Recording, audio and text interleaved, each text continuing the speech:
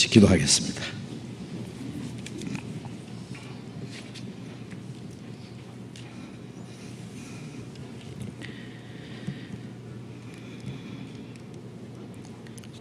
자비로우신 우리 아버지 하나님,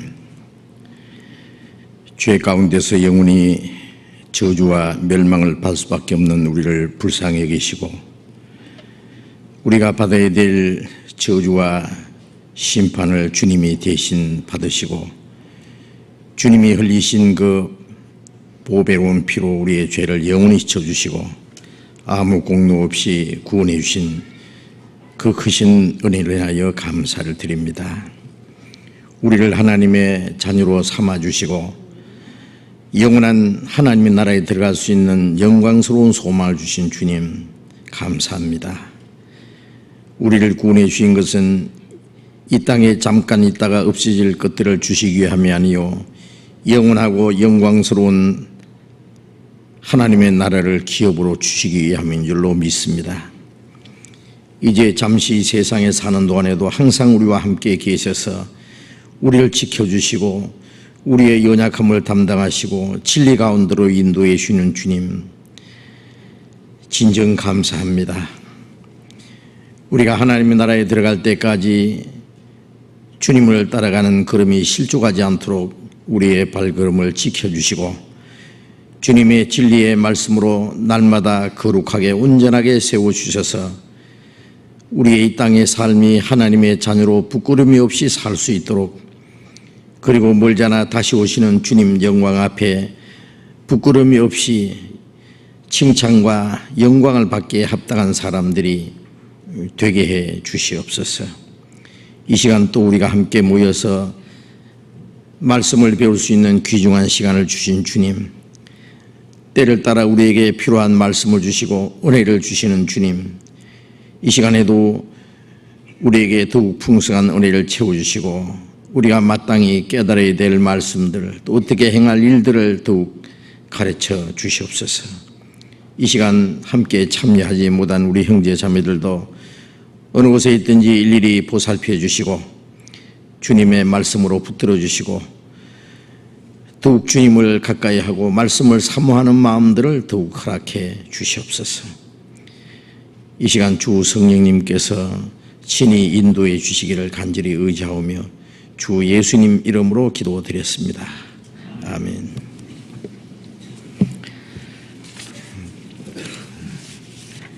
수요일 저녁은 먼저 질문 시간을 드립니다. 질문해 주신 분들이 계신데 먼저 질문을 받겠습니다.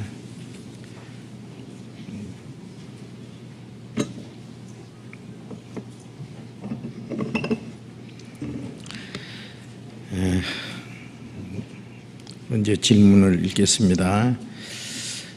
저는 교제 중에 있는 자매입니다. 수요 말씀 시간에 제가 궁금했던 것들 또 모르고 있었던 것들을 말씀을 통해 간접적으로 답변을 듣게 되어 퍽 유익합니다.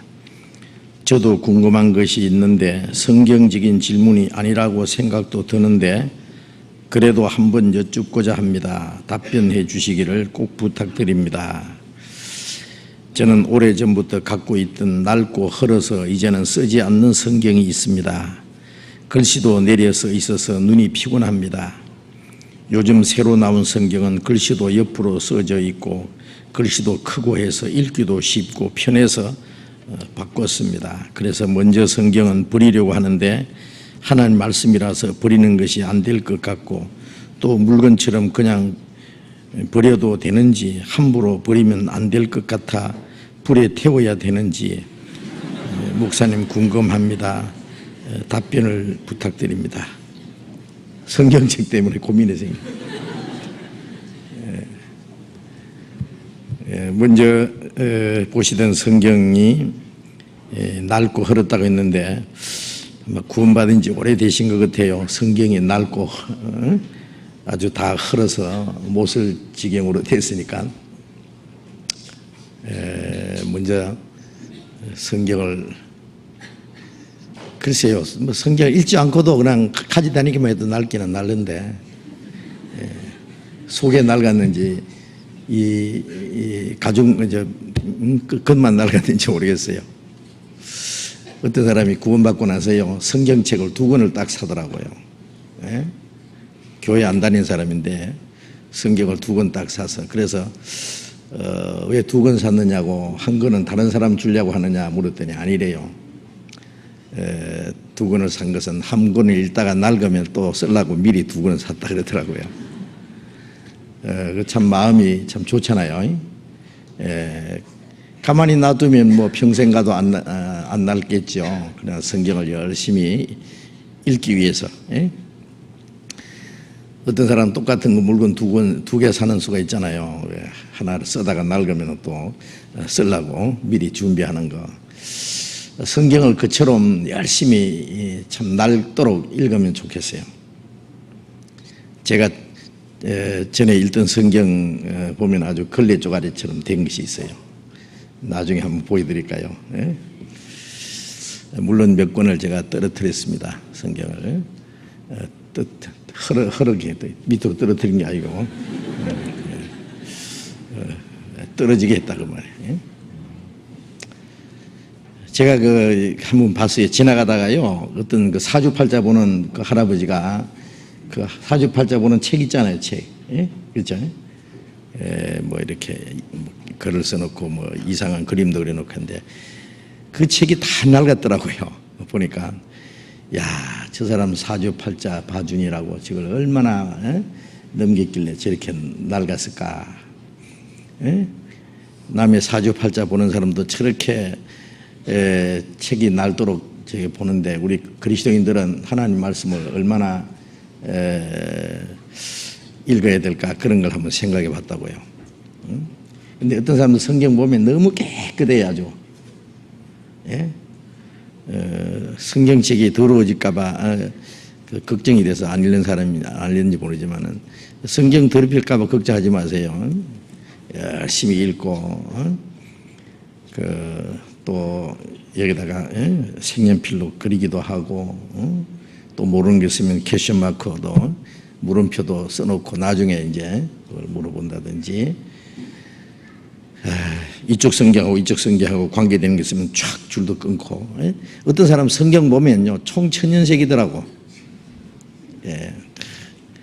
그래 이제 얼마나 막 색연필로 막 그리고 막 해가지고요 어떤 사람이 그래요. 성경책 새로 하나 사가지고 가지고 그것 좀 그려달라고. 아이 자기가 그려야지. 나는 남이 그리면 어떻게 해요? 자기가 읽으면서 이제 그 성경 읽는 그 얘기 나왔으니까요. 정말 그 성경을 한번 다 헐도록 책이 그래서 얼마 안 가서 이걸 다시 새 것으로 바꿀 수밖에 없도록 한번 읽어보세요. 그래서 이제 읽을 때요. 우리 그 영어 배울 때 이렇게 밑에 언더라인 줄을 끊잖아요. 끊고 또 옆에 참고도 이렇게 쓰기도 하고 그렇게 해서 배우잖아요. 책을 읽을 때도 그래요. 보통 어떤 신앙서적 읽을 때도요. 그냥 쭉 읽는 것보다도 색연필이나 이런 걸 가지고 이렇게 좋은 말씀은 쭉 밑에 밑줄을 끊고 또 표시도 하고 혹시 틀린 거 있으면은 이렇게 쫙 끊고 이건 틀렸다 쓰기도 하고 틀린 것도 혹시 있거든요. 그것도 찾아내야 돼요.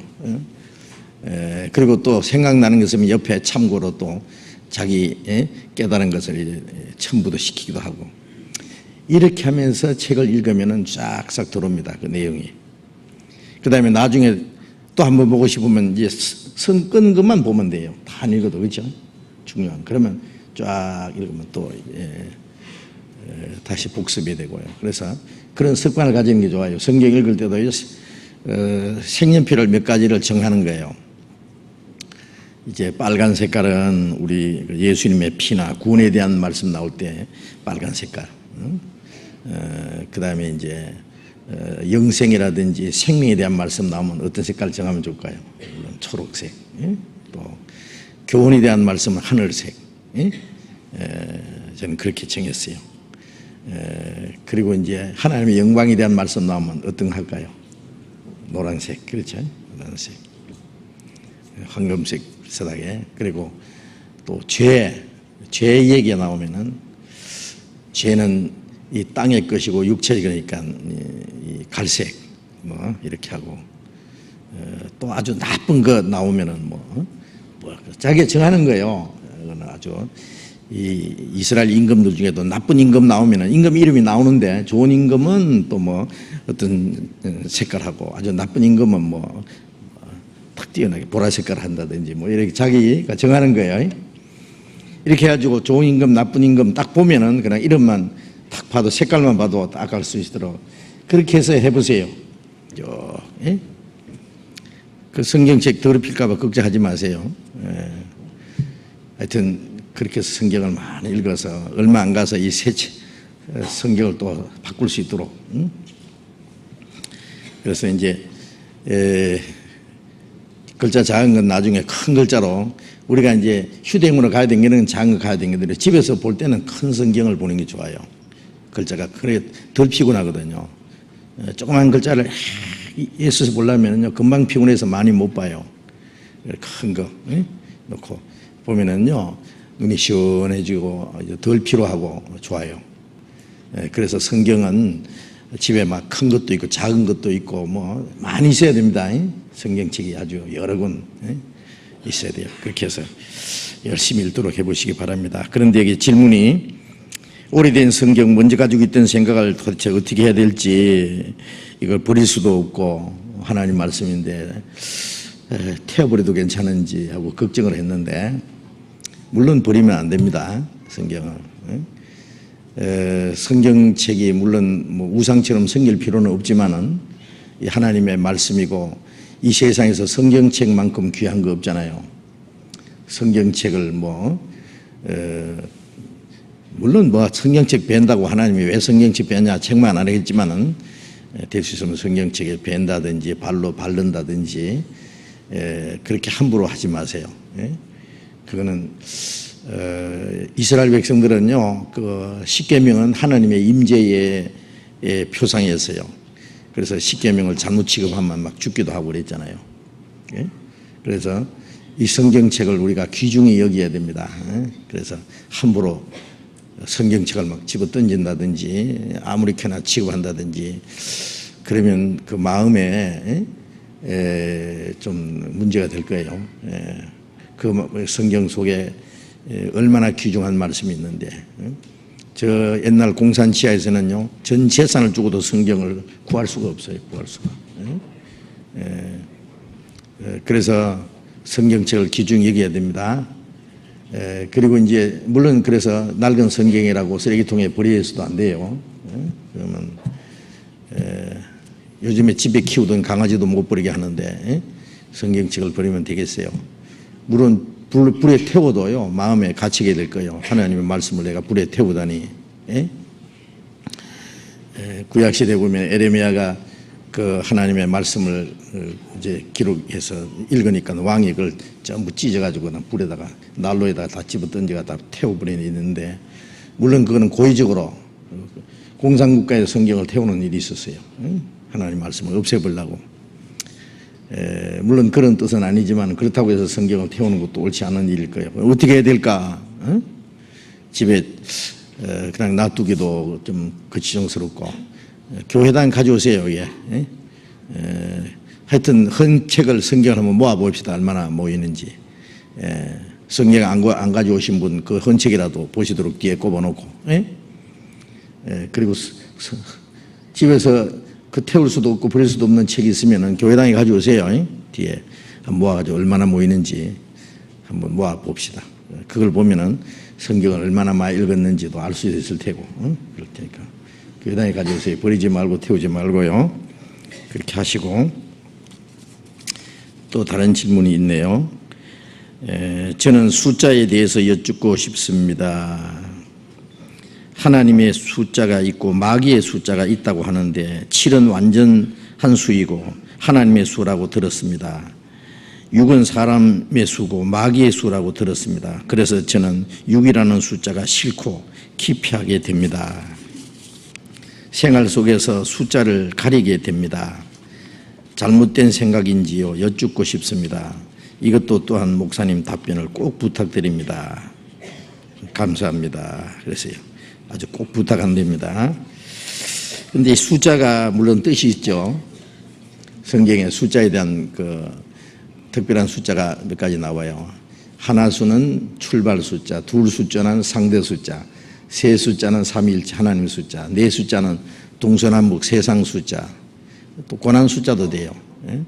이스라엘 백성들이 400년간 애굽의 종노를 하는 거, 이스라엘 백성들이 40년 광야 생활, 모세가 시내산에서 40년 기도하는 생활, 예수님도 40일 동안 광야에서 금식하고 고난을 받으신 거. 이 4라는 숫자는 세상 숫자, 고난 숫자, 또 네 천사가 딱 네 모퉁이에 섰다든지, 이 넷이라는 숫자가 성경에 많이 나오는데, 네 숫자, 세상 숫자, 고난 숫자도 되고, 또 5이라는 숫자는 죄 숫자예요. 죄. 사마리아 여자에게 예수님이 네 남편 5이 있었다든지, 또 임금의 잔치에 청함받았는데 내가 소 5개를 샀다, 시험하러 간다든지, 또 지옥 간 음부에 들어간 부자가 내 형제 5이 있다, 이런 얘기 있잖아요. 그래서 이 5라는 숫자는 보면 이 죄를 설명할 때 되게 나와요. 그리고 6이라는 숫자는 이제 말한 대로 7에서 하나 모자라는 숫자, 불완전 숫자. 그러니까 인간은 불완전하니까 인간 숫자인 동시에 또 마귀를 얘기할 때 육수가 나와요. 하나님에게 한 수 모자라는. 그래서 마귀수 666 그렇게 나오죠. 그리고 이 7수는 물론 완전 숫자입니다. 완전. 하나님이 7째 날에 모든 것이 다 이루었다든지, 7이라는 숫자 많이 나오죠. 7영이라든지 7촛대라든지 7천사라든지 7에 대한 숫자가 많이 나오는데, 그 완전 숫자를 가르칩니다. 완전 숫자. 그래서 히브리 사람들은 7 숫자를 완전수라 그래요. 그래서 지난 주일에 복 있는 자에 대해서 말씀드렸죠. 그 사람들이 팔복이라 그러지만 자세히 보면은 7가지 복이에요. 8번째는 그 7가지 복을 받은 사람에게 다시 어떤 복이 있다는 것을 구체적으로 설명하는 내용이고, 7가지 종류의 복이에요. 7은 히브리인들이 완전수로 여기는 겁니다. 완전수. 세상 사람들 7수에도 좋아하는 사람 있죠. 럭키 세븐이라고 해가지고, 그죠? 그래서 신문에 보니까 2007년 7월 7일에 결혼하는 사람이 많답니다. 아주 37이라고 해가지고.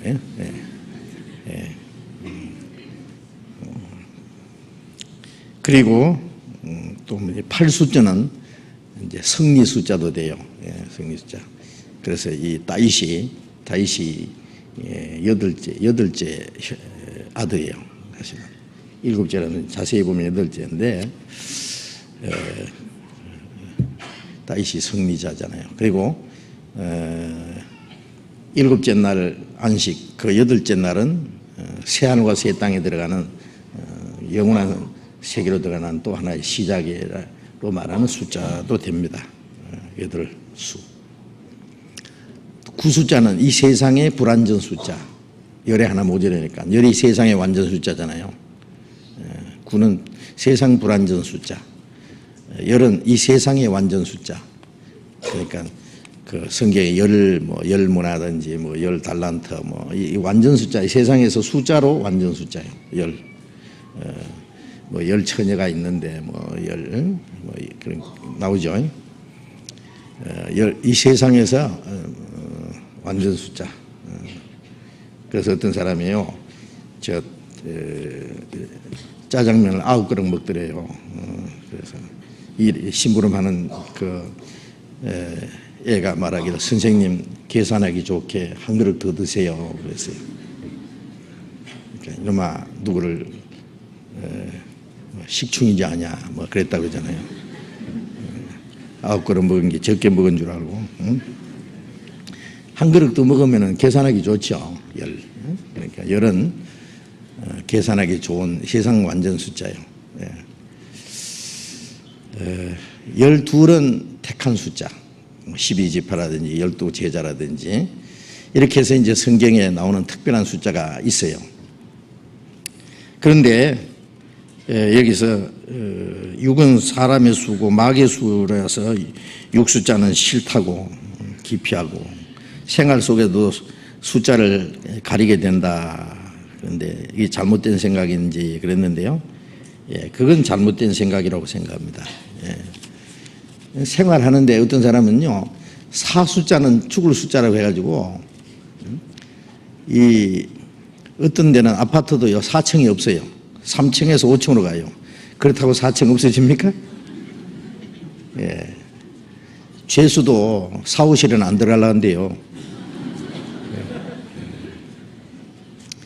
호텔도 뭐 사무실에 그럼 들어가지 말고 육수도 들어가지 말고.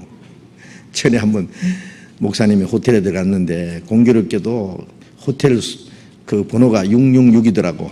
하필이면. 그런데 뭐 아무 일 없었어요. 그 자고 나도.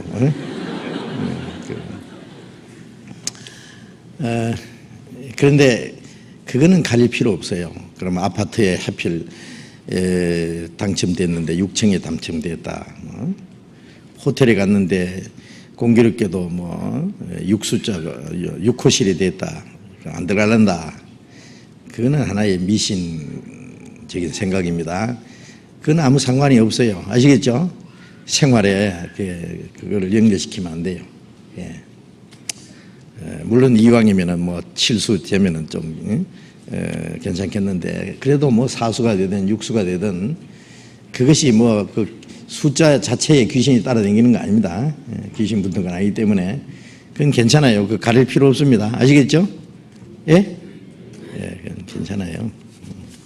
그 너무 그런 거가 그 숫자에 무슨 무슨 무엇이 따라다니는 것처럼 그러면 안 됩니다. 성경의 그 수는 그 수 자체에 뜻이 있다는 것을 설명하기 위한 것이지 우리 생활에 그걸 적용할 필요는 없습니다. 아시겠죠? 그리고 또 다른 질문이 있는데요.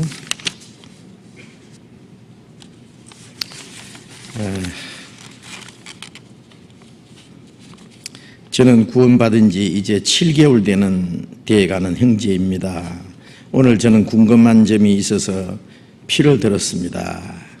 처음 구원받았을 때 저는 우리가 주님 닮아가는 신앙생활을 쭉 해나가다가 주님이 재림하실 때 우리를 영광스러운 몸으로 변화시켜 주셔서 주님의 나라로 데려가신다는 줄로 믿었습니다.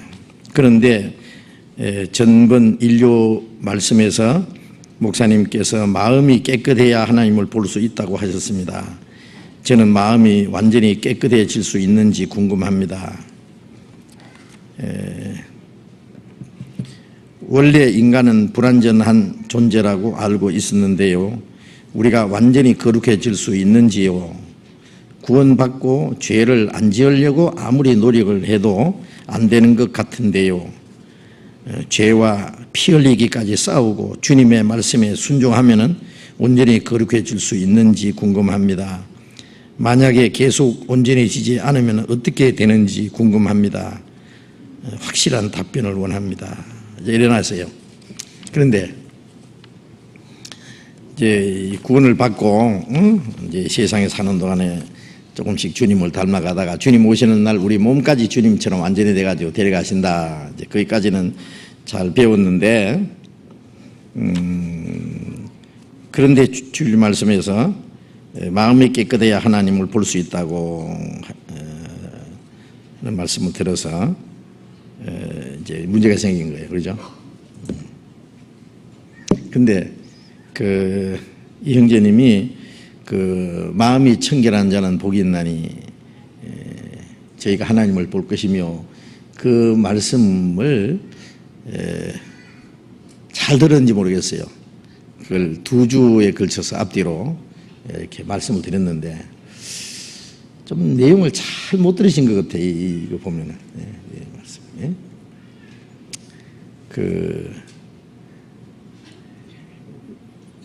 저희가 하나님을 볼 것이며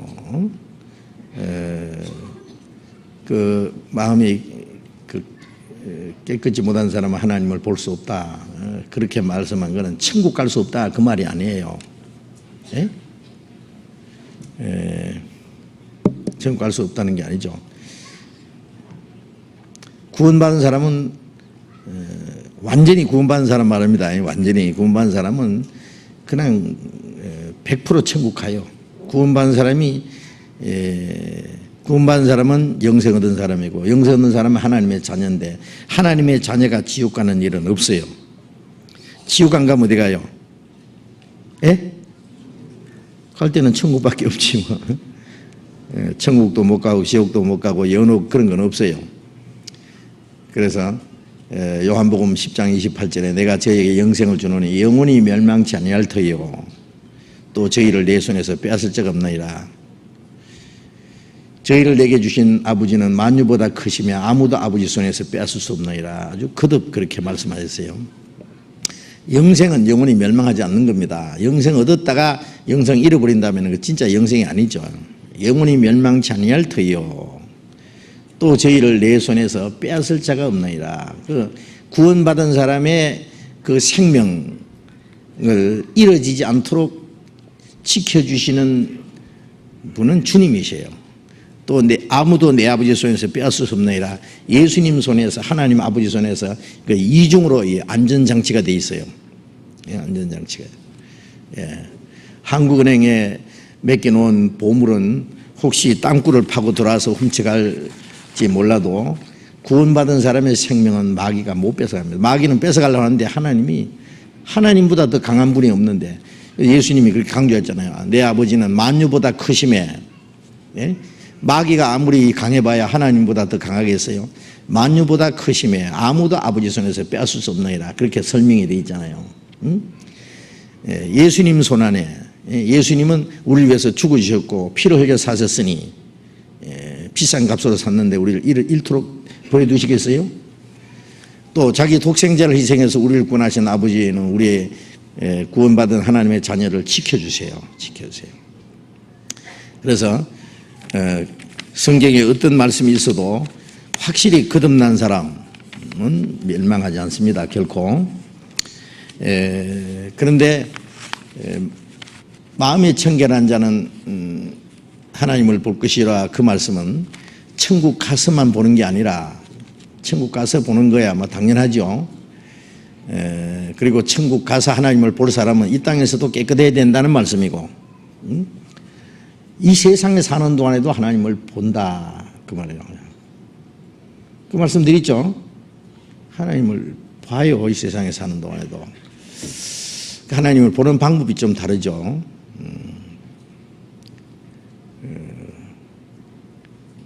우리가 세균은 육안으로 보지 못하면 현명을 통해서 보잖아요. 그렇죠? 그 다음에 이 육안으로 보지 못하는 천체는 천체 망경을 통해서 볼 수 있어요. 자, 이제 하나님을 어떻게 보느냐? 청결한 마음을 통해서 봐요. 하나님 우리의 마음이 나타나시거든요. 예? 마음이 어두워지면 구원받은 사람도 마음이 어두워지면 하나님을 볼 수 없어요. 예. 그래서 요한복음 1장 18절에 어느 때나 하나님을 본 사람이 없으되 아버지의 품속에 있는 독생하신 하나님이 나타내셨느니라. 하나님 보지 못하지만 예수님을 통해서 하나님이 나타났잖아요. 나를 본 자는 아버지를 보았거늘. 실제로 예수님을 통해서 하나님 자신을 나타내셨어요.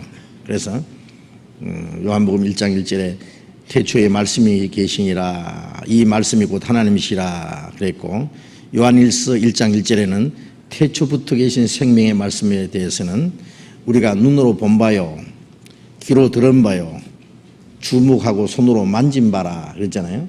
누구를 가르쳐요? 예수님을 가르칩니다. 예.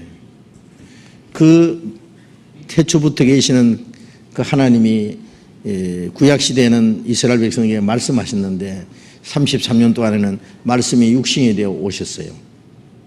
그래서 만져보기도 하고 예수님이 행하시고 모든 것을 보기도 하고 듣기도 하고, 그리고 예수님이 가신 후에 지금은 우리가 어떻게 하는 주님을 보느냐. 예수님 당시에는 예수님을 통해서 하나님이 나타났고, 지금은 이제 거듭난 사람들이 이제 깨끗한 마음을 가질 때 성경을 통해서 우리가 첫째 하나님을 볼 수 있어요. 정결한 마음 그 속에 신령한 것 비치오니 이러한 마음 얻었으면 눈까지도 밝게도다. 그래서 에베소서 1장에 너희 마음 눈을 밝히사 그런 말씀이 있죠. 하나님이 우리의 마음 눈을 밝혀주셔서 하나님의 신령한 비밀을 깨닫게 하세요. 하나님의 경륜을 알게 하세요. 그래서 우리가 이 성경에서 하나님의 그 신성과 하나님의 그 비밀을 깨달아가는 것이 하나님을 보는 거예요. 보는 거. 또 하나님의 역사도 보잖아요. 예수님이 이스라엘 땅에 다니신 것처럼 지금도 주님이 우리 가운데 두루 행하시잖아요. 그걸 이제 눈이 밝은 사람은 본다니까, 야, 하나님이 우리 가운데 계시구나. 하나님이 역사하시구나. 또 하나님을 본다는 것은 하나님의 뜻을 분별하는 게 하나님을 보는 것과 마찬가지예요. 예? 하나님이 이 세상을 보시는 것처럼 우리도 세상을 볼 수 있어요. 무엇이 천한 것인지 귀한 것인지 거룩한 것인지 더러운 것인지, 예? 하나님의 뜻에 합당한지 합당치 못한지 그런 것을 분별하는 것이 보는 거예요. 보는 거. 예? 눈이 어두우면은 못 보잖아요. 못 봐요. 예?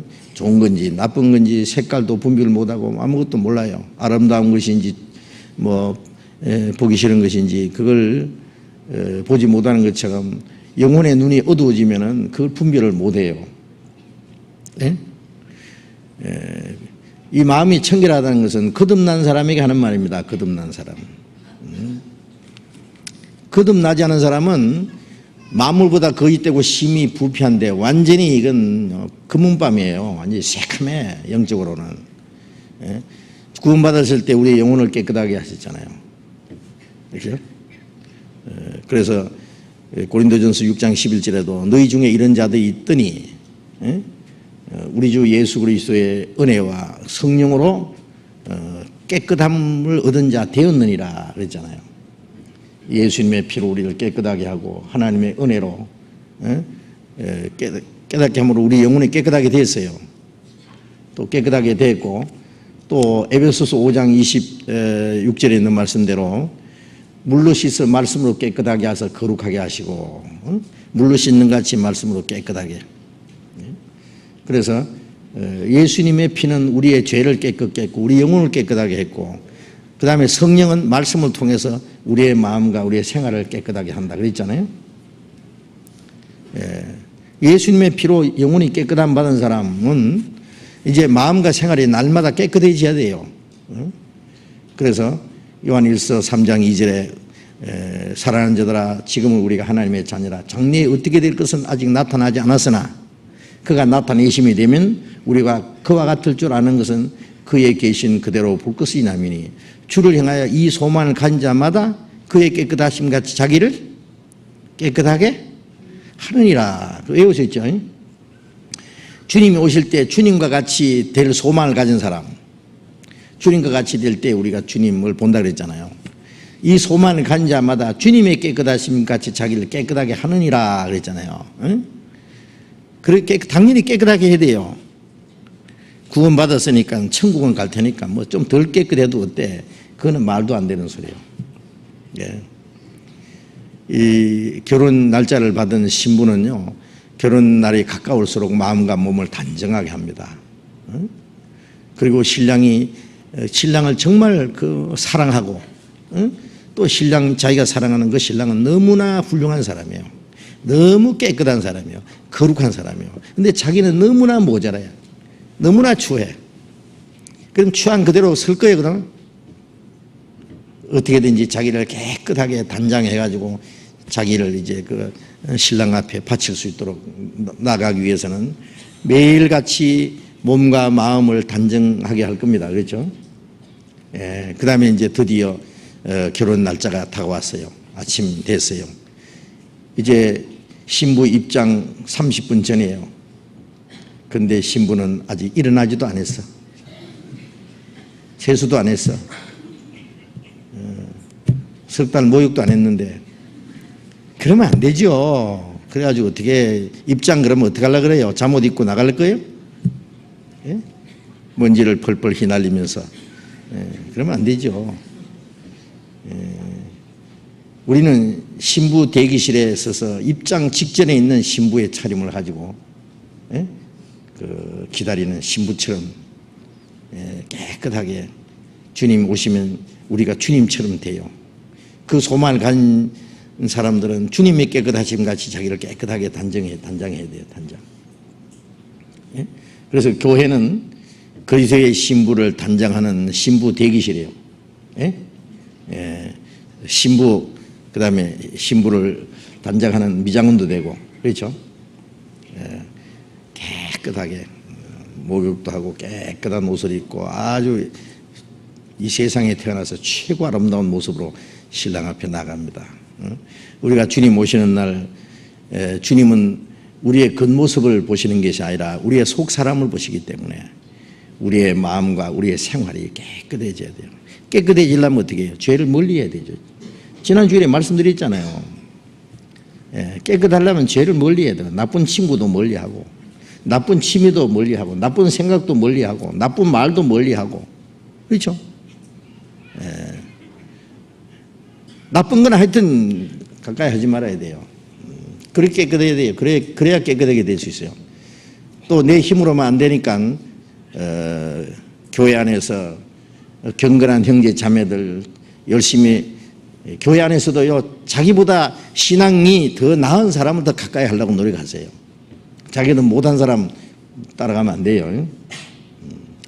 그래서 경건한 형제 자매들과 교제를 하고 말씀을 배우고 그 말씀을 가까이 해야 된다 그랬죠.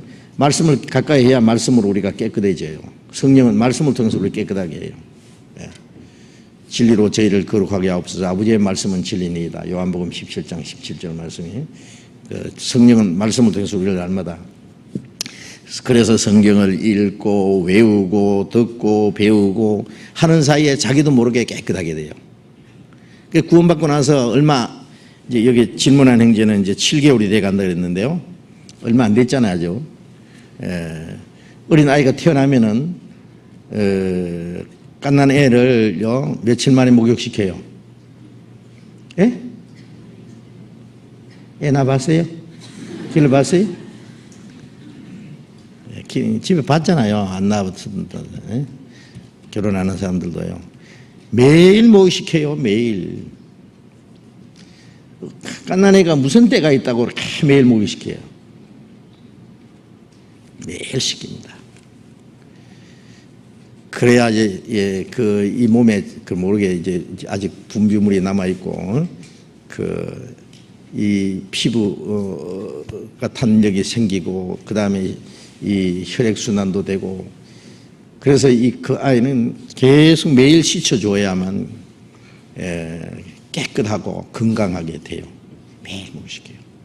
구원받고 나서 하나님 말씀을 깨끗하게 해야 됩니다. 매일 성경 읽고 듣고 배우고 그래서 처음에는요 이제 말한 것처럼 내가 어떻게 깨끗하게 될 수 있는지 참 궁금하다 그랬잖아요.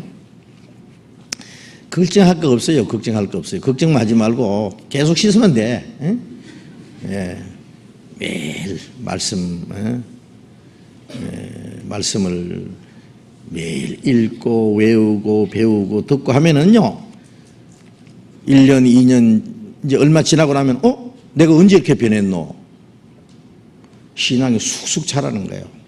자란다는 거, 신앙이 자란다는 말은 내 애성품이 무너지면서 그리스도의 성품이 이루어지는 게 자라는 거예요.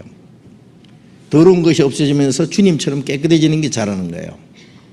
깨끗하게 거룩하게 하나님의 영광에 들어가게 합당하게. 그래서 말씀을 계속 배우면 자기도 모르게 깨끗해진다니까요. 다시? 기도 생활을 많이 해야 되죠. 기도를 등한히 하면은 자기도 모르게 죄가 마음과 생활에 비집고 들어오고 욕심도 생기고 미움도 생기고 시기 질투가 생기고 그래도 몰라요. 기도를 하면 하나님이 그거 다 깨닫게 해주신다고. 평소에는 모르던 게 기도하면은 죄가 드러나요. 왜? 양심이 밝아지거든. 양심이 밝아지면은 죄가 나타나요. 아하, 내가 형제 자매에게 내가 너무 잘못했다. 너무 말을 함부로 했구나. 그 형제 자매의 마음을 상하게 했구나.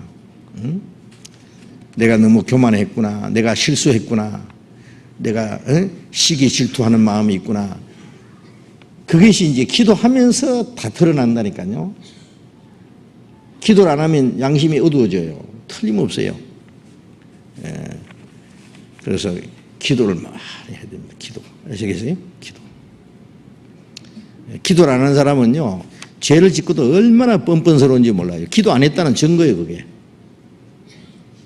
말도 함부로 하고, 형제의 마음을 상하게 해놓고도 뻔뻔스럽게요. 가책도 없고. 그게 왜 그래요? 기도를 안 해서 그래요. 기도를 안 한다는 건 하나님과 그만큼 멀어져 있는 거예요. 기도할 때 하나님과 가까이 있잖아요. 말씀을 배우는 거나 기도하는 거나 하나님을 가까이 하는 방법입니다. 그게. 아시겠죠? 그리고 이제 내가 할 수 있는 대로 교회 안에서 하나님의 일에 내가 참여해야 돼요. 참여할 때에 내가 주님의 일을 하려고 하면은 주님의 일에 쓰시기 위해서 깨끗하게 해요. 쓰임받기 위해서 깨끗하게 하고 하나님이 쓰시기 위해서 그 사람을 깨끗하게 하고 그렇잖아요. 하나님은 쓰임받고자 하는 사람을 깨끗하게 해요. 또 쓰임받기 위해서는 깨끗하게 돼요. 그러니까 뒤로 딱 물러나면은요, 무슨 생각이 딱 드냐면은, 뭐 내가 안 해도 교회 할 일 다 있는데 나는 뭐 사정이 있어서 나는 너무 바빠서 그리고 아직 뭐 하고 싶은 마음이 없는데 이래가지고 자꾸 뒤로 처지잖아요. 처지면 어떤 일이 생긴 줄 알아요? 그 마음이 이제 뭔가 해야 되는데 안 하면 이제 세상으로 가요. 세상 친구를 만난다든지 뭐 세상 취미를 한다든지 주님을 위해서 일하는 시간에 뭐 쓸데없는 거 뭐 인터넷에 들어가서 쓸데없는 거나 본다든지 오락을 한다든지 그 시간을 죄 짓는 데 쓸 수 있어요. 너무 바쁘면은 죄 짓 시간 없다고 말씀드렸죠. 예? 죄 안 짓는 방법이 바쁘게 주를 위해서 살면 돼요. 눈코 뜰 새 없어요. 바쁘면은 언제 죄 질 시간이 있어요. 죄를 안 짓고도 살 수 있다니까. 왜 죄를 꼭 지어야 돼요? 어떻게 하느냐? 베드로전서 4장 2절에 있잖아요. 4장 1절에 보면 그리스도께서 우리 위하여 고난받으셨으니 같은 마음으로 갑옷을 삼으라. 이는 육체의 고난을 받는 자가 죄를 거쳤음이니 그 후로는 다시 사람의 정욕을 쫓지 않고 오직 하나님의 뜻을 쫓아 육체의 남은 때를 살게 하려 합니다. 육체의 고난을 받는 자가 죄를 거쳤음이니 같은 마음으로 갑옷을 삼아라. 갑옷을 튼튼히 입으면 화살이 날라와도 그 화살이 내 심장을 뚫지 못하잖아요. 마귀가 우리를 향해서 항상 죄의 화살을 쏘아대는데요. 그걸 이길 수 있는 방법이 주를 위해서 고난받는 생활하는 거예요. 우리가 주를 위해서 사는 것은요, 뭐 슬슬 돌아가면서 내 하고 싶은 거 다 하고 시간이 있으면 하고 뭐 없으면 안 하고 그게 장난이지요. 신앙생활은 장난이 아닙니다. 목숨을 걸어놓고 살아야 돼요. 목숨. 주님을 위해서 구원하기 위해서 자기 목숨을 버렸는데 우리도 주님을 위해서 목숨을 바쳐야 돼. 죽도록 충성하라 그랬잖아요. 죽도록 충성하라는 것이 뭐 어떤 특별한 사람에게 한 말인지 아세요? 우리 구원받은 사람들 전부 죽도록 주님 충성해야 돼요. 충성. 죽도록. 예? 그래서 주님을 위해서 사는 생활은 고난받는 생활입니다. 그래서 빌립보서 1장 29절에 그리스도를 위해서 너에게 은혜를 주신 것은 다름한 그를 믿을 뿐 아니라 그를 위하여 고난도 함께 받게 하려 합니다. 믿고 구원받을 뿐 아니라 고난도 받게 하기 위해서 주님을 위해서 주님에서 고난받는 게 얼마나 아름다운 것이고 얼마나 큰 행복인지 영광인지 아세요? 예. 주와 함께 참으면 주와 함께 왕노할 것이다. 주님과 함께 죽으면 주님과 함께 살 것이다. 현재의 고난은 장차 우리에게 나타날 영광과 좋게 비교할 수 없도다. 우리가 그리스도와 함께 영광을 받기 위하여 고난도 함께 받아야 될 것이니라. 고난은 영광에 들어갈 수 있는 길이에요. 구원은 똑같이 받았어요. 영광은 다릅니다. 천국에만 간다고 좋아할 것이 아니라 천국 가서 영광은 달라요. 그건 반드시 달라야 돼요. 그렇게 평생토록 수없이 매를 맞고 수없이 죽을 뻔하고 헐벗고 굶주리고 자지 못하고 먹지 못하고 춥고 떨고 결국 목 잘려 죽은 바울 사도 같은 분하고 우리 같은 사람하고 주님 앞에 가서 영광이 같으면 되겠어요? 그건 안 돼요. 구원은 주님의 은혜로 사랑으로 똑같이 받았지만은 영광은 공의로 받습니다. 상급은 행한 대로 상을 주신다 그랬잖아요. 구원은 똑같이 받아도 구원받은 이후에 행하는 건 다르잖아요.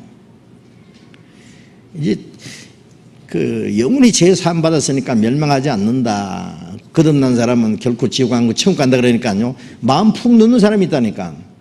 물론 지옥 갈 걱정 없으니까 마음 놓는 거 좋지만은 그때부터 이제 주를 위해서 살아야 돼요. 시편 116편 12절에 말씀대로 여호와께서 내게 주신 모든 은혜를 무엇으로 보답할꼬. 내가 그 은혜 100번 죽어도 은혜를 못 갚는데 100번은 못 죽어도 한 번은 주를 위해서 살아야죠.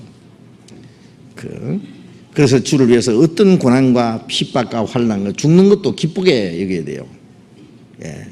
그냥 천국 간다고 가만히 그냥 노는 그거는 진짜 구원받은 사람인가 의심스러운 사람이에요. 왜 그러냐면은 너무나 큰 은혜를 받았는데 어떻게 그 은혜를 보답하지 않고 살 수가 있어요? 그렇잖아요? 오는 증이 있으면 가는 증이 있어요. 이 큰 은혜를 받았는데 내가 주를 위해서 아무것도 안 하고 살 수 있다고 생각해요? 주를 위해서 고생하고 수고하고 주를 위해서 고난을 받고 핍박받으면요 얼마나 기쁜지 몰라요. 그 사도들을 잡아다가 막 때리고 예수 이름으로 말하자면 죽인다 그러니까 우리는 예수 이름 우리 보고 들은 것을 말하지 않을 수 없다 그러면서 뭐라 하는지 아세요? 예수를 위하여 능력받는 일에 합당한 자로 여기심을 크게 기뻐했다 그러세요. 예수님의 이름을 위해서 능력받는 일에 요거도 먹고 매를 맞고 하는 것에 합당한 자로 여기심을 하나님이 여겨주심을 크게 기뻐했다. 아무나 주를 위해서 핍박받는 줄 아세요? 아무나 주를 위해서 죽습니까? 거듭나지 않은 사람에게는 주를 위해서 핍박받고 고난받고 순교당하는 그런 특권을 안 주셔요. 자격도 없어요. 죽도록 충성하라. 그리하면 생명의 면류관을 내게 주리라. 죽도록 충성하는 사람이 받는 면류관이 따로 있어요. 죽도록 충성하라 그러면 천국 데려가리라 그 말씀이 아니에요. 천국은 구원받은 사람이 다 가는데 면류관이라는 것은 상급이에요. 상급. 영광의 면류관, 의의 면류관, 생명의 면류관. 면류관이라는 건 다릅니다. 그래서 바울 사도가 했잖아요. 내가 선한 싸움을 싸우고 달려갈 길 마치고 믿음을 지켰으니 이제 나를 위하여 의의 면류관이 예비되었습니다. 그날에 의로운 재판장이 내게 주실 의로운 재판장이라는 것은 행한 대로 갚아주시는 그분이 내게 주실 것이라. 내게만 아니라 주의 나타나심을 사모하는 모든 자에게 주신다. 그 말씀은 뭐 바울에게 주신 그 면류관을 모든 사람이 똑같이 준다 그 뜻은 아닙니다. 그걸 어떻게 생각해야 되냐면 주의 나타나심을 사모하는 모든 사람은 내가 주를 위해서 산 것처럼 살아야 된다 그런 뜻이 담겨 있어요. 그러니까 그러니까 고난받는 생활을 기쁘게 해야 됩니다. 알겠죠? 그러면은 죄를 안 짓게 돼요. 그래서 죄 안 지려면 어떻게 해야 된다고? 주를 위해서 열심히 살아요. 주를 위해서 고생도 해보고 주를 위해서 수고하고. 우리가 이제 직장에도 다니고 사업도 하고 장사도 하고 일도 하고 뭐든지 합니다. 이 세상에 사는 건 고생이에요. 예수님도 이 세상에 오셔서 얼마나 고생하셨어요. 바울 사도는 얼마나 고생했어요. 베드로는 얼마나 고생했어요. 문제는 그 모든 고난이 누구를 위한 고난이냐 그 말이에요. 자기와 자기 가족들이 좀 잘 먹고 잘 살기 위한 고난 같으면요 한 푼의 가치도 없어요. 그뿐이라면 사는 것보다는 빨리 주님 앞에 가는 게 100배 나아요. 뭐하러 살아요? 고생하려고 살아요? 부자는 부자대로, 가는 사람은 가는 대로 고난이 있는데, 그리스도인이 이 세상에 사는 목적은 다시는 자기를 위해서 살지 않고 그래요. 자기를 위해서 살지 않고 자기를 대신하여 죽었다가 사신 자를 주님을 위해서 살게 하랍니다. 다시는 자기를 위해서 사는 게 아니에요. 예. 그러니까 우리가 먹는 것도 마시는 것도 무엇을 하든지 자기를 위해서가 아니라 하나님의 영광을 위해서. 왜 우리가 먹어야 돼요? 주님께서 일하려니까 먹어야 돼요. 마셔야 돼요. 주님을 위해서 살려니까 옷도 입어야 되고. 그러니까 이 세상 사람들은 먼 데에서 옷을 입고 자기를 위해서 살기 위해서 잘 먹고 즐기기 위해서 먹고 마시고, 그리스도인들은 똑같이 먹고 마시고 입고 집 짓고 시집가고 장가고 해도 목적이 달라요. 목적이. 그 목적에 맞지 않으면 안 해. 죽어도 안 해. 차라리 탁 죽어버린 게 낫지 않았다니까. 아시죠? 그리스도인들은 그런 마음을 가지고 사는 것이 그리스도인입니다. 이 성경에 있는 그리스도인들은, 그 진짜 그리스도인들은 다 그런 거예요. 그래서 지난번에도 말씀드린 가짜 그리스도인이 되지 말자. 성경에 가짜 그리스도인에 대해서 많이 있어요. 진짜 같은 가짜. 감정은 구원받았다고 간증하는데 생활은 아니다. 그 구원이 가짜일 수가 있어요. 살았다 하는 이름이 있으나 실상은 죽은 자로다. 믿음이 있다고 하고 행함이 없는 자는 그 죽은 믿음이 아니냐 그러잖아요. 사망에서 생명을 옮겨놨으면 걸어 댕겨야지. 물에 빠진 사람은 건져놨어요. 그런데 가만히 있어. 꼼짝도 안 해. 그 뭐요? 죽은 거예요. 사망에서 생명을 옮겼으면 일어나서 걸어가야지. 이제 처음에는 쩔뚝쩔뚝 절다가 나는 나중에 펄펄 뛰고 가야지. 구원받은 사람이 구원 안 받은 사람처럼 가만히 있어요? 아니면 세상 자기 마음대로 살아요? 그럴 수는 없어요. 절대 그럴 수는 없다니까. 아세요? 구원이 뭔데? 생각해 보세요. 구원이 얼마나 엄청난 거예요. 얼마나 엄청나면 우주 만물을 창조하신 하나님이 자기 독생자를 이 세상에 보내서 십자가 죽어서 우리를 구원했을까요? 구원이 얼마나 엄청난 건데. 구원받았다 하면서도 아무렇게나 사는 사람들은 구원을 멸시하는 사람이지. 그 사람이 믿는 사람이, 그 사람이 어떻게 그럴 수 있어? 자, 어쨌든 죄 안 짓는 이제 비결은 아까 말씀드렸죠. 열심히 성경 배우고 열심히 기도하고 형제들 자매들 교제하고 내가 할 수 있는 대로 교회에서 할 수 있는 일을 열심히 하는 게요, 자기를 위해서 하는 거예요.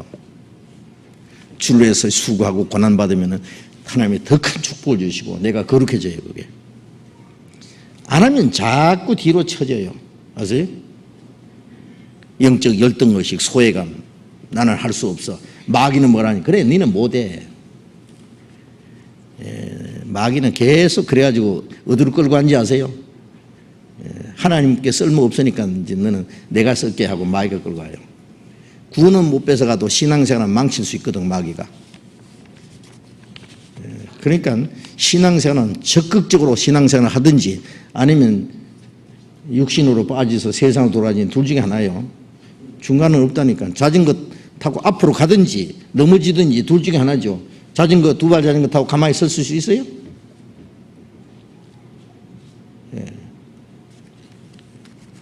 그러니까 우리는 행진뿐이에요. 그래서 그 천리역정에 보면은 그 크리스찬 있죠. 그 기독교라는 사람이 좁은 문을 통과해서 천성을 향해서 가는데 무장을 시켰는데 이제 그때부터 마귀와 싸우는 무장이에요. 앞에는 갑옷이 있고 무장이 되는데 뒤에는 아무것도 없다니까. 그게 특징이에요. 죽어난 사람 앞으로만 가야 돼요. 돌아서면은 당장 적의 화살을 맞아요. 아세요? 앞으로만 가야 됩니다. 앞으로 가면은 절대 안전해요. 돌아서면 안 돼요. 그래서 우리는 뒤로 물러나서 침륜의 빠질 자가 아니요 영혼의 구원함이 이르는 믿음을 가진 자니라. 앞으로만 갑니다. 물러나지 않는다. 물러나면 침륜에 빠져요. 예? 아시겠죠? 예? 그래서 그리고 거룩해질 수 있어요. 완전히 거룩해질 수 있어요. 우리가 이 세상에 사는 동안은 완전 거룩은 없어요. 완전 거룩이라는 것은 내게 미운 마음도 없고 욕심도 없고 나쁜 생각도 없고 하나 그런 건 없습니다. 찌꺼기가 세상 끝날까지 남아있어요. 그런데 내가 신앙이 어느 정도 자라면은 하나님의 말씀이 내 마음과 생활을 주장하잖아요. 그러면 내 안에 육신이 좀 남아있어도 이걸 맥을 못 쳐요. 예. 예를 들면 내 안에 그리스도의 성품이 한 70%, 80% 되면은 내 애 성품은 한 20%, 30%. 이거는 맥 못 치는 거예요. 알겠죠? 그러면 그래서 이제 바울 사도가 했잖아요.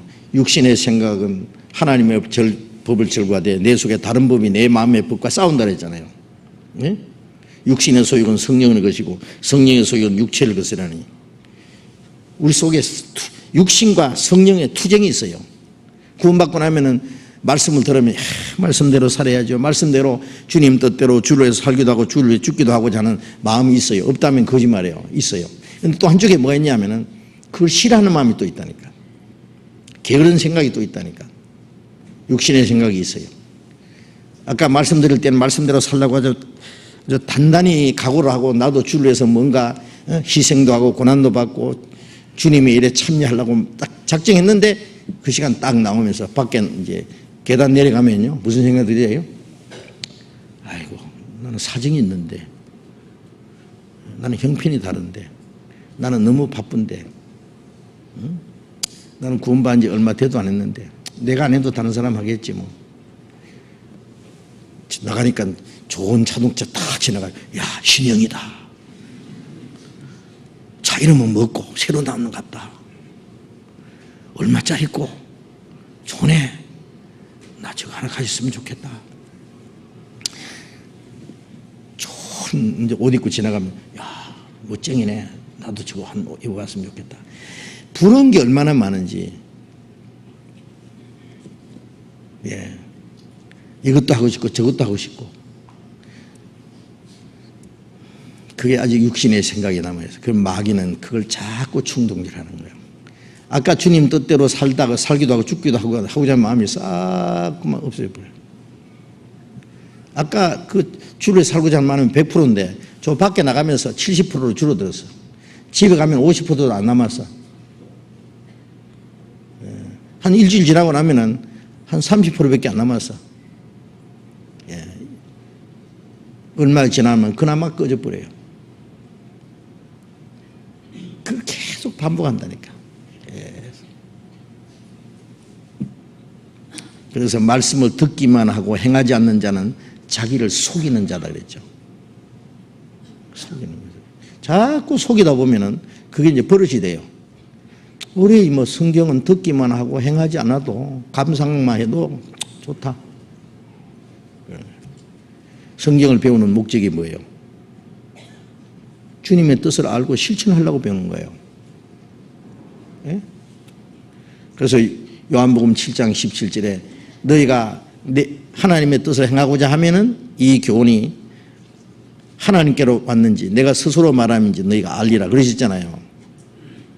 하나님의 뜻대로 행하고자 하는 사람에게 하나님이 알게 해주셔요. 성경을 배우기는 배우는데 행하고자 하는 마음이 없으면 못 깨달아요. 깨닫게 해주잖아요. 성경 배워도 깨닫게 해주시는 분은 하나님이십니다. 우리 구원받을 때도 그래요. 구원받은 후에도 하나님의 뜻대로 살고자 하는 간절한 소원을 가지고 배워야만 하나님이 깨닫게 해주셔요. 예. 많이 배워서 뭐 하려고요? 써먹으려고요? 예? 전에 어떤 사람 봤는데 머리는 이만한데요. 몸은 조금 하더라고. 예. 옛날 얘기인데요. 우리 교회에 그런 사람이 있었어요.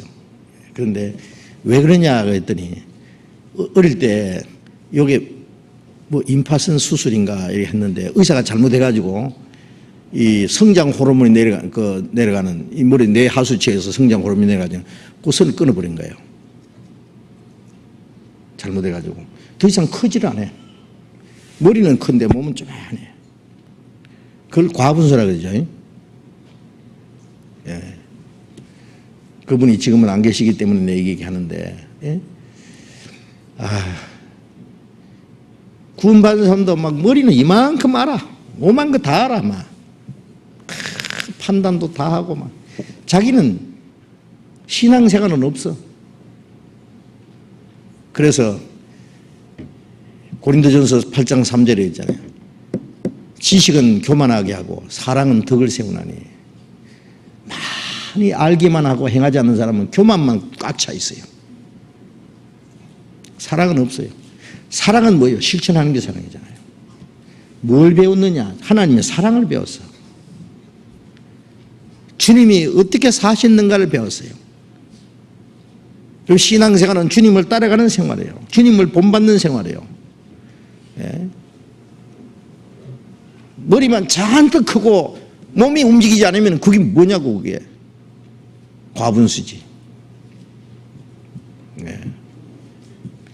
그건 아는 게 아닙니다. 아는 게. 그래 실천 안 하는 사람은요, 깨닫는 거 걷다가 다 까먹어요. 없는 자는 있는 것도 뺏어간다는 말씀처럼, 예, 순종하지 않으면은 조금 깨달은 것도 하나님이 다 뺏어가 버려요. 영적으로도 육신적으로도 하나님이 절대로 복 안 주세요. 예. 그래서 자유케 하는 율법을 들여다보고 있는 자는 듣고 잊어버린 자가 아니요 실천하는 자는, 행하는 자니 그 사람이 행하는 그 일에 복을 받으리라. 행하는 그 일에, 성경에는 행하면은 축복을 주신다고 약속이 있어요. 너희는 먼저 그의 나라와 의를 구하라. 그리하면 어떻게? 이 모든 것을 너희에게 더하시라. 그리하면 이제 조건이 있잖아요. 예. 누가복음 3장 36절인가요? 주라 그래하면 주실 것이요 흔들어서 눌러서 넘치도록 너에게 안겨주리라. 주라 그러면 하나님이 주신다고 약속이 돼 있잖아요. 약속이. 예. 그런 약속이 얼마나 많아. 부모를 공경하라 그러면 네가 땅에서 잘되고 장수하리라. 약속이 있는 계명이라 그랬죠. 부모를 잘 공경하면 잘 된다고 약속. 그럼 불의하면 안 된다니까, 망한다니까. 하나님은 약속을 반드시 지키는 분이에요. 문제는 우리가 약속을 안 지켜요. 그러니 어떻게 약속이 이루어져요? 그죠? 네. 그래서 성경을 배울 때요, 예, 주님 말씀하십시오. 예, 순종하겠습니다. 그럼 주님의 뜻인 줄 깨닫으면 순종에 옮겨요. 내가 할 수 없는 건 몰라도 내가 할 수 있는 건 실천에 옮겨요. 작은 것이라. 작은 것부터. 예? 할 수 있는 것도 안 하는 것은 불순종이에요. 순종하면은 그게 축복이 약속되어 있어요. 반드시 축복받습니다. 순종도 안 하고 복 받기만 바라면 복 어떻게 받아요? 복 받을 일을 해야 복 받지요. 응?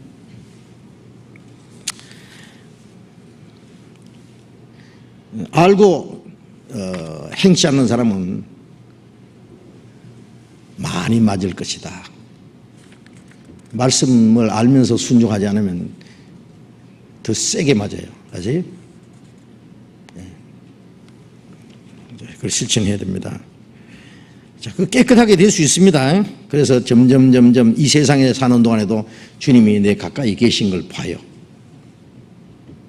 네, 느껴요. 마음으로 본다니까 주님의 뜻을 봐요. 예. 나를 사랑하시고 나와 동행하시고 나를 지켜주시고 보호하시고 도와주시는 주님을 느껴요. 그거 보는 거예요. 예. 눈이 어두운 사람은 마음으로 보잖아요. 응? 어떤 사람, 예, 이제 눈은 안 보는데요. 마음이 훤해요. 길이 어디로 가는 거 다 알아요. 혼자서도 가더라니까. 쫙 이렇게 더듬으세요. 작대기 하나만 가지고 딱딱딱딱 쳐다가요. 또 귀가 얼마나 밝은지 몰라. 눈이 어두운 사람은 정말입니다. 그리고 이 손이 얼마나 예민한지 몰라요. 그렇게 점자를 손으로 이렇게 다 성경 다 읽잖아요. 점자 성이 있잖아요. 제가 그런 분하고 가까이 지나본 일이 있는데요. 얼마나 예민한지 몰라요. 자기는 소경이 된 걸 감사한다 그러더라고. 왜 그러냐 그랬더니 내가 눈을 다른 사람처럼 눈이 밝았다면 내가 얼마나 많은 죄를 지을지 모르는데 내 눈을 어둡게 해서 죄를 안 짓게 만들고 내 마음의 눈을 밝게 해서 하나님을 보게 해주셔서 얼마나 감사한지 모른다고. 진짜요. 그 하나님이 그 사람에게요. 보이지만 못하는 게 아니라 이렇게 생겼어요. 이렇게. 왜냐하면은 이 사람이 소경이 돼가 어릴 때 소경이 됐는데